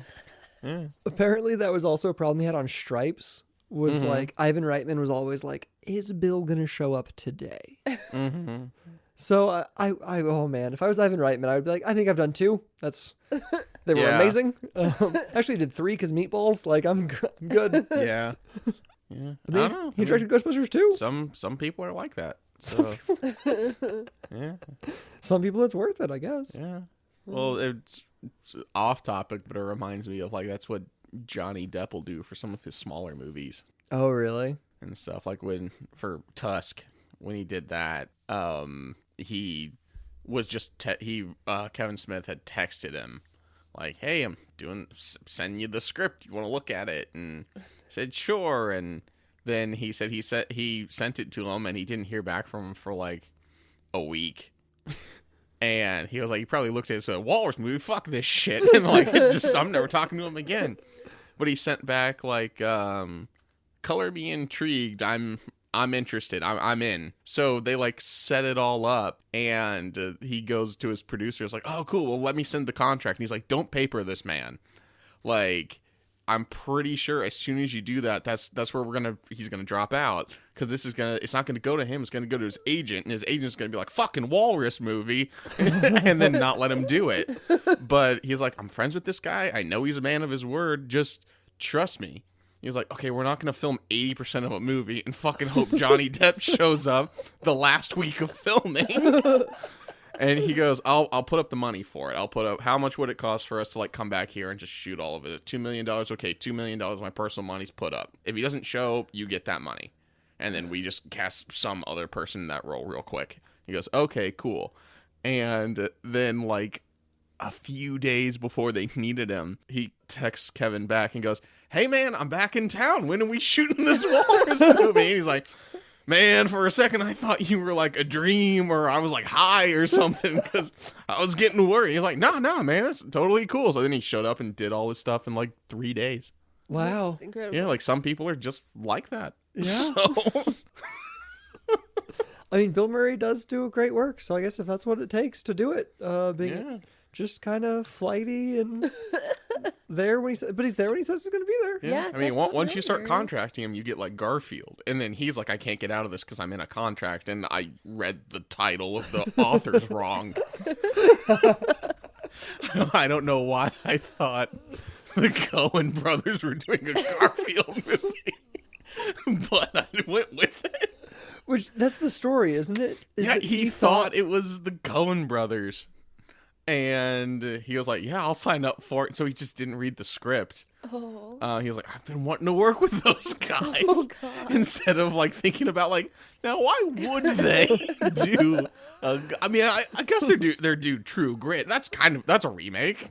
Maybe this is fine. Oh, I don't know about that. They're eccentric. Who knows what they'll do? Yeah, maybe it'll be good. Like I hate Mondays too. Like Maybe the Coens hate Mondays. yeah. Never met him. That's incredible. Not those guys, turns out. he found that out after he'd signed the contract. Oh, God. Oh, that's So amazing. don't paper the man. You'll regret it. Ugh. But yeah, it's just weird. Movies are weird. Yeah. Filmmaking's weird. Mm-hmm. Yeah. Well, I mean, I know. I guess it's weird when you're like throwing millions of dollars at stuff and just expecting people to show up, but like our everyday lives is just like, sure hope they show up today. That's So literally every shoot. yeah. You're not wrong. And then sometimes you get like a cancellation the night before after you've like organized everybody, and you're like, okay, so we can reschedule it. Mm-hmm. Or I can replan all my shots to just need some plugins. Or is this the only day they're on set? Do I just recast it? That too. Yeah. Like that. I can't say it hasn't happened. Yeah. I've only had to do that once. Oh wow, you're better than we are. It was I can't remember when that was. I think it was probably like 19 or whatever. But at the time, I was like, okay, well, actually, to work with the person I wanted to work with, I'm having to put a lot more effort into literally moving a set to another location that's more convenient for them. Yeah. I'm just going to get somebody else so that I don't have to move my entire set Yeah. their reverse I mean, angle. I hate recasting, but sometimes if you've got 10 people whose schedules line up and the location and one that does, like, it's, you know, it's tough. I've gotten fairly good at being able to just piece shots together in a single frame. Yeah, you're really good at that. And just be able to be like, okay, cool, I got my 4 people here. I just need one person over here. I'm going to get my establishing shot where I mark off where they're going to be, and then everything else is going to be either with a stand-in when they get here, or we just shoot close. And you're really good at using stand-ins. I feel like you've always been very good at using stand-ins. I think out of necessity, but... Well, it came out of, like, there was one time where I had 4 leads in a film, and at no point in time did any of our schedules line up. So none of us were on set with each other at the same time. So we could either green screen everything, but I just got done doing like a whole series of green screen stuff. I was like, I don't want to do that. We're all vaguely the same shape and size. I'm keeping all the costumes anyway. I'm just going to start swapping people out. So Yeah. I mean, I think that was one of the first times I was on set with you guys. Yes, I was standing you in, I put on a wig and yeah. body doubled for someone or something. Yep. That's great. Good memories. Yeah, good Oh, times. the Lisbon agenda. Yeah, that's when you taught me how to use my camera, because I didn't know how any of the functions worked. And I was like, sweet, that's awesome. I wish I would have known that before I had shot 80% of the movie. That was a long time ago. Yeah. God, that was Good forever times. ago. 2014, 15. I started in 14, so it was probably 15 when we wrapped it. That's Wow. awesome. Yeah. You've done so much and come I so far, know. guy. We've really come so far. No kidding. That's Shit. incredible. Talking about some effects in Yes, this movie. uh-huh. Yeah. So the apartment building that they use Mhm. is actually only 20 stories high, and everything above that is either matte painting or models. Oh. Good So- matte paintings. Yeah. Oh. So the Yeah. whole like structural top is all designed and All added. fake. That's really cool. Yeah, and like when you see them like walking along it, all of that is like when they're in her apartment and it's blown out, you know what I'm talking about? Yeah. All of that is a matte painting and then some more matte painting. There's just a building plate underneath all of that. Oh, you mean when you're looking at it from the outside and there's the hole? Yeah. Gotcha. That's cool. Yeah. That's very well done. Another really cool, well done thing is when Dana's floating above her bed and Yeah. Venkman's there. That was really nice. That is a practical Yeah. It looked on like set it. with her. Mm-hmm. And it's because Ivan Reitman had worked on Broadway with magician Doug Henning, and he did that same effect in his show. And Ivan's like, "Yeah, I know how to do that.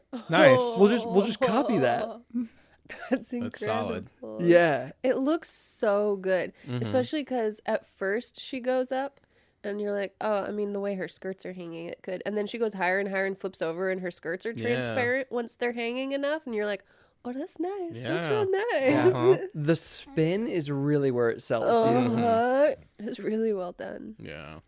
He had to be a good visual effects person for the 80s, because that hair is not kind to No, any kind of matting or a blue screen or anything like that. Like, you had to just do it right. Because, like, the one, like, them obviously in front of a blue screen shot with the hair is like, oh, yeah, I forgot how difficult hair would have been back then, so. Hair still sucks.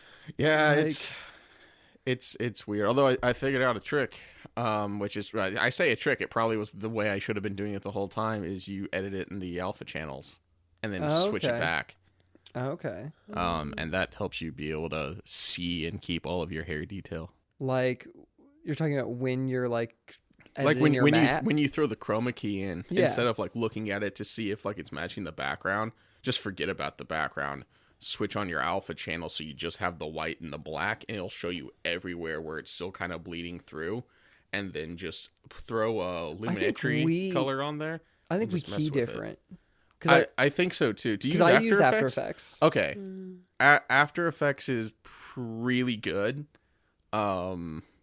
If you're in a pinch though, and you're just wanting to do Premiere, just do it that way. I mean, it works that way on After Effects too. You can't just switch to your alpha channels and do that. In After But Effects, if you what put is it? the Key light? Yeah, if you put key light on, Key light's like almost perfect just throwing it on. Yeah. Like they've done a really good job at if updating you all that get stuff. a good screen, yes. Mm-hmm. If you don't, or if your camera sucks, it's a lot harder. Yeah. Or like you Yeah. have both problems and you have to do what you're doing with Yeah, you're rotoscoping a bunch of stuff, Yeah. aren't you? Yeah, Jesus Yeah. Christ. That's Yes, tedious I'm as hell. Because I didn't think about how dark the like it's a dark green, but I was like, on that'll be camera it was reading fine. as pretty much kept- black. Yeah, I kept running into that problem with military jackets on a green screen or a blue screen. I'm like, they're very different kind of green. And then you realize, oh, actually, it's still green. It's It still- is keying. yeah. Well, let's try to shoot in front of a blue screen. I was like, I guess the part of it that makes it not look green is blue. Shit. Wow. Yeah. What did you end up doing? I ended up using our stand-in plate and keying around their shoulder and then splitting them apart and like readjusting the shot, and it worked okay. And then Andrew just went in and rotoscoped around them and threw the images there. He's like, oh, okay, yeah, that's not bad. And then he just came in and like made it 1,000 times better. I'm like, oh, cool. Here I thought I was like, I've solved the problem the best way possible. And he's like, it's all right. Yeah. I mean, That's I was ready incredible. to accept just like kind of shitty green screen because it's for a joke sketch Yeah, video. I was like, Because the biggest thing It's is fine. it It is changes what it the is. color. Like Yeah. he still has the clothes, but it changes the color. and of then them. Patrick was like, Mm-hmm. it's fine. I'm going to rotoscope the whole thing. And it's It's- looking really good. It's taking a lot longer to come out, Yeah, but it's- I'd prefer it to be better. Yeah, no, Yeah. fair enough. And It's looking really clean what you've done. Thank you. so, Thank you. isn't it weird that like they use so much rotoscoping in this, and we still rotoscope stuff to make it work? Like We just do it in a much simpler way, Yeah. because we're doing it on a computer. So We're not on doing it- film cells. chemically, Yeah. or anything. Like that's insane. Yeah. Anyone that like worked on actual film doing any of these effects blows my mind. So what year did the Academy Awards start doing Oscars for visual effects and not like special recognition? Oh, that's a really good question. Because I thought Star Wars got special recognition for visual effects. I will or- have I to wasn't answer sure what that year in they the beginning of the started next that. episode. Yeah, Because I don't know, but I will definitely pull back to that next episode. cool. Yeah, because Yeah. I'm curious about that. Yeah. Yeah. So this is like a dumb bit of trivia, but I really wanted to share it. Okay. Yeah.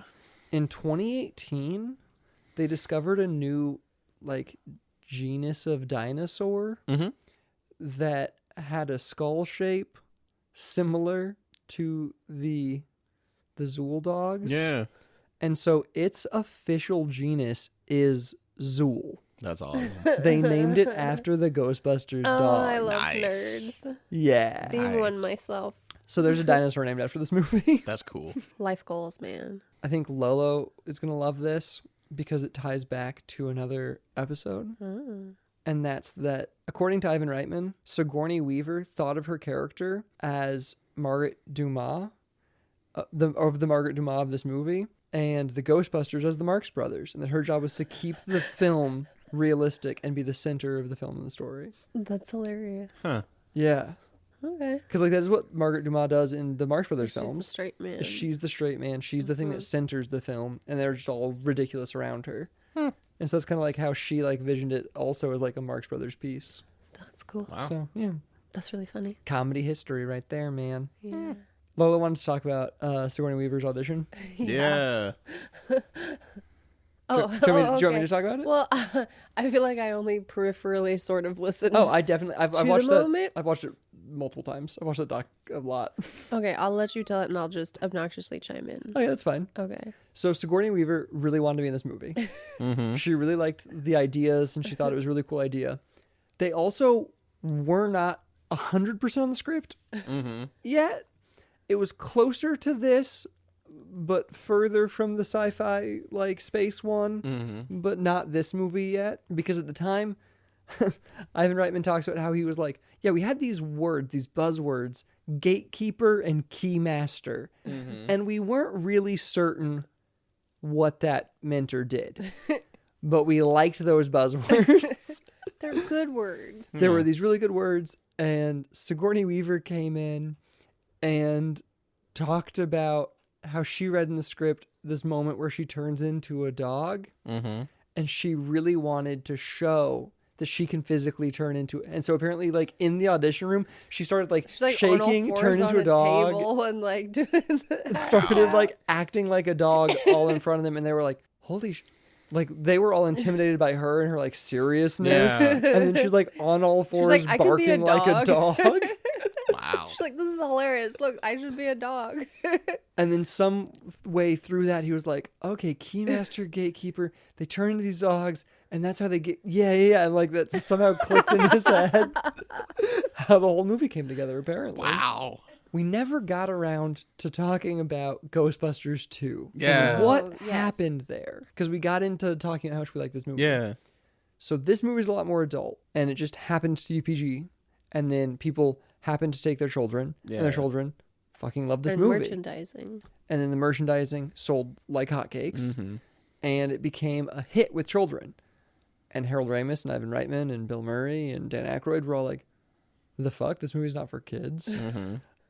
And then the studio was like, yes, it is.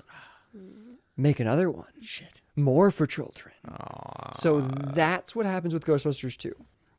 Is that they were specifically making a kids movie Ghostbusters, where this movie is a grown-up movie that kids can watch and like.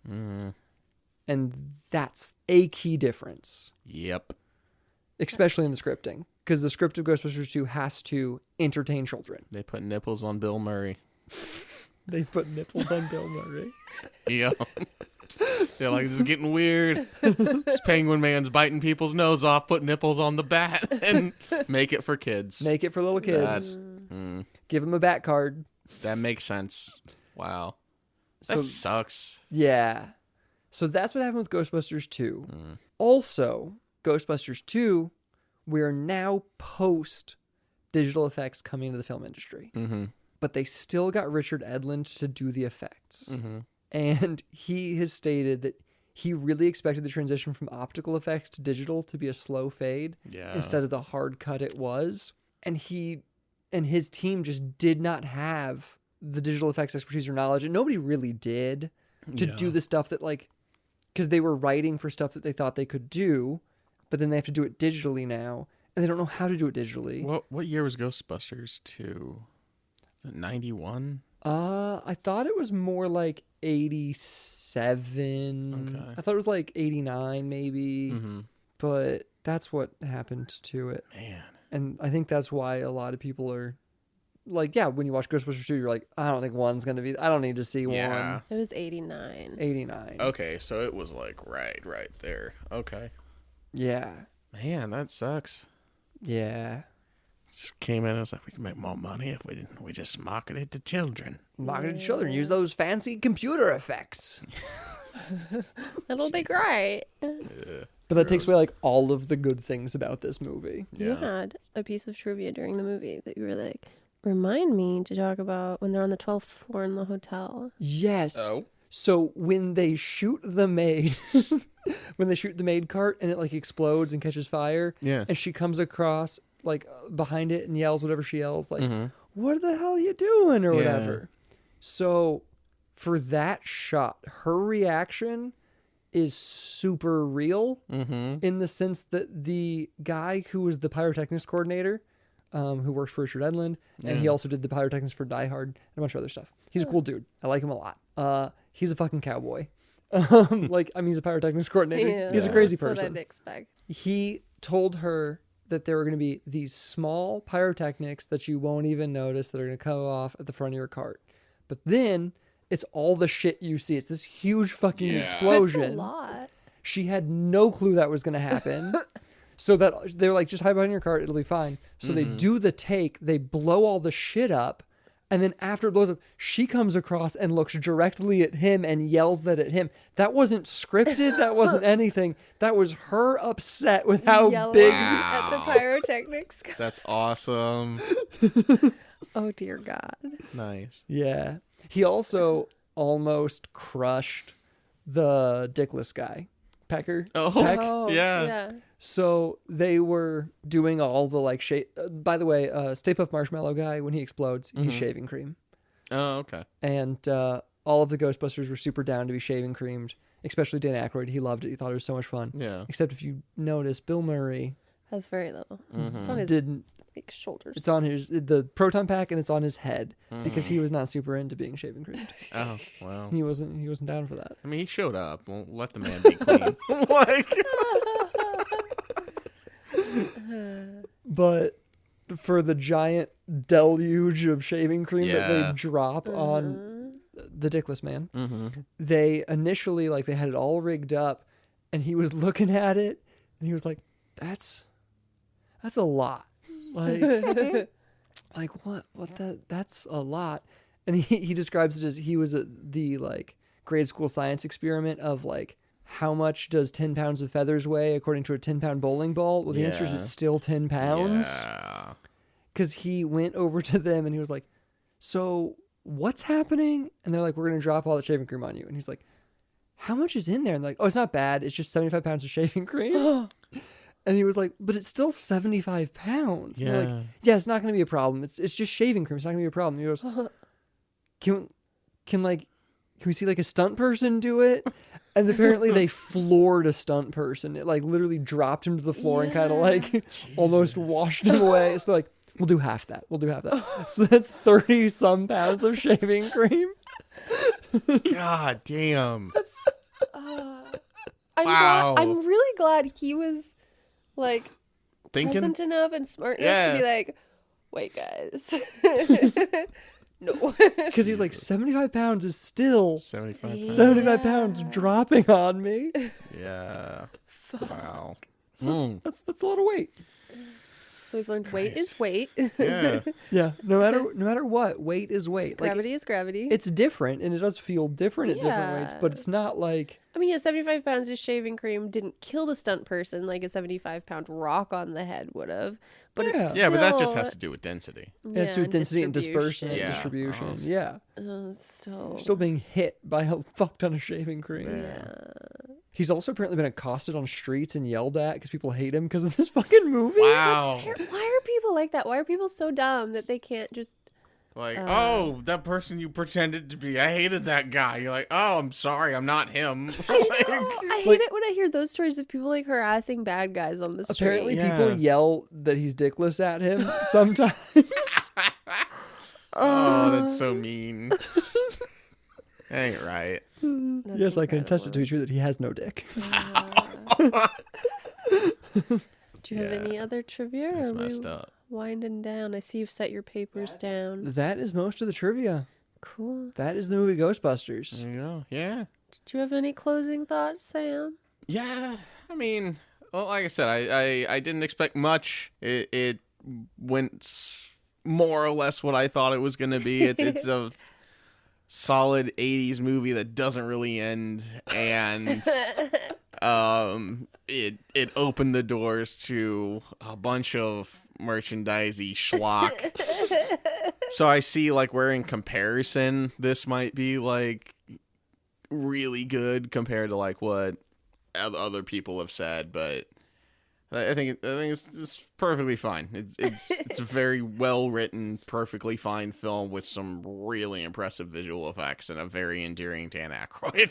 So props to that film. That's awesome. Sam's like, I learned to love Dan Aykroyd. Yeah, I did. Like, I mean, like, I'm kind of on his side about the aliens now. I'm like, man, it's just, maybe he's right. You're remembering that interview in a whole new light now because of Ghostbusters. I'm like, man, maybe he's got a point. Maybe he knows the aliens better than we do.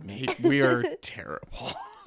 Like, I don't want to be his kid because that must be a chore. But You want him to sit down and explain how Ghostbusters is real? yeah, I'd be like, I think you lost it, Pops.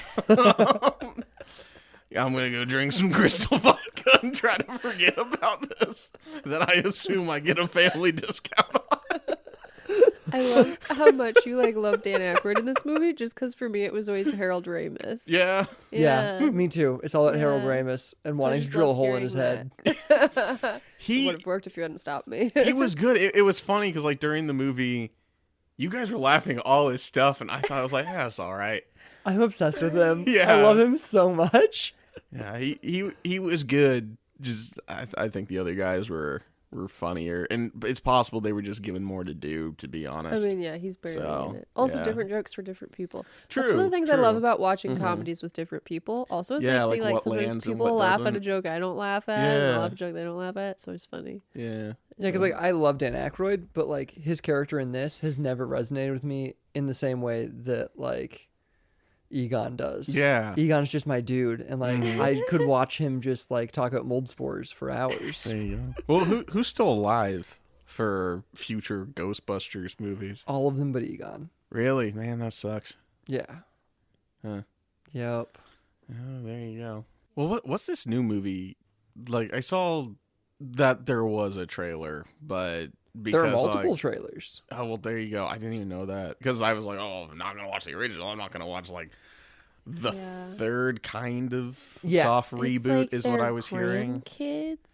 It's Paul Rudd's in it. They don't explain whose kids it is in the trailer. Mm-hmm. It seems like it's either Egon or possibly Dan Aykroyd's kids. But it's a really interesting idea, and it's directed by the son of the director of this Ghostbusters movie, which I Yeah. think is kind of cute. Yeah. Uh-huh. Yeah. I have no clue if any of them will appear. I do know They that, implied in one of the trailers they were going to have an appearance. well, but I don't know. Annie Right. Potts is in the newest trailer. She's the secretary. Yeah. Oh, yeah. She's in the newest trailer for a second, That's right. talking to the kids. Yeah. So I'm very intrigued. And the one kid seems very Egon-y. So Yeah. I wonder if it's Annie Potts and Egon's. The Stranger Grandkids. Stranger Grandkids. Things kids Grandkids. are in then, or Yeah. so I assume there's the one curly haired one that's in all movies that take place in the 80s or 80s Finn adjacent. Wolfhard is his name. Yeah, And he's yeah, fun. I liked him in it. I have not seen it. We watched 3 seconds and we're like, this might be too scary for us. And we turned it off. It was pretty good. But yeah, so Finn Wolfhard is in the new Ghostbusters Afterlife. He's one of the grandkids of whatever person left them the house that has the Ecto-1 in it. Yeah. And then he has a younger sister Mm-hmm. that she seems very Egon-y. Yeah. But maybe that's just because they want an That Egon-like character. character. 'Cause Yeah, that's just just how you having build a the- team Yeah. in a team Yeah. movie. Who wants to be Bill Murray? You can be Bill Murray. Yeah. Yeah. Yeah. So I'm excited to see it. It comes Yeah. out, I think, really I soon. think, next week or something. Really? So, And it comes out in time for Halloween, I'm pretty sure. Oh, interesting. yeah, Mid-October. I'm excited. Yeah. And I'm glad that we've gotten you to see Ghostbusters. Yeah. Yeah. thanks No, for I'm glad coming. I've now seen it. Yeah. So I can at least say yeah, I saw that. That's the beauty of the podcast. Exactly. You Yeah. gain a bit more knowledge. Yeah. So I feel more knowledgeable. Yeah, now you know that it's just an Abbott and Costello movie. There you go. Button color. Button or a Marx Brothers film even. Button color. Yeah, I don't know if they made black and white films. they did. Okay, good for them. That's probably why I love it, because I like a lot of those movies too much. Fair enough. You too. Yeah, I like this a lot. It is very similar. Well, thank you for coming. Yeah, thanks for having me on. This was a blast. Yeah. And thank you to our listeners for listening. Yes, thank you so much. Hit Thanks, subscribe, guys. like, comment, suggest movies we should have on future episodes that you think we should have seen. And as we said earlier, if you go visit our Patreon page, patreon.com/ixfilmproductions, you can get access to all sorts of cool exclusives, including Zoink, which we mentioned earlier in the beginning. Yeah, we that did. whole feature Our film. feature film. You can watch it right It's in now the if you same go to genre. Patreon. You can. That is true fact. I've So you watch seen it, watch it. Ghostbusters, watch Zoink. Yeah, Sam likes it. Yeah. And then we'll also plug Sam. You can go watch his movies at Tady Brothers on YouTube. Yeah. And they've got great movies like Under the Sun and the Sherlock Holmes series.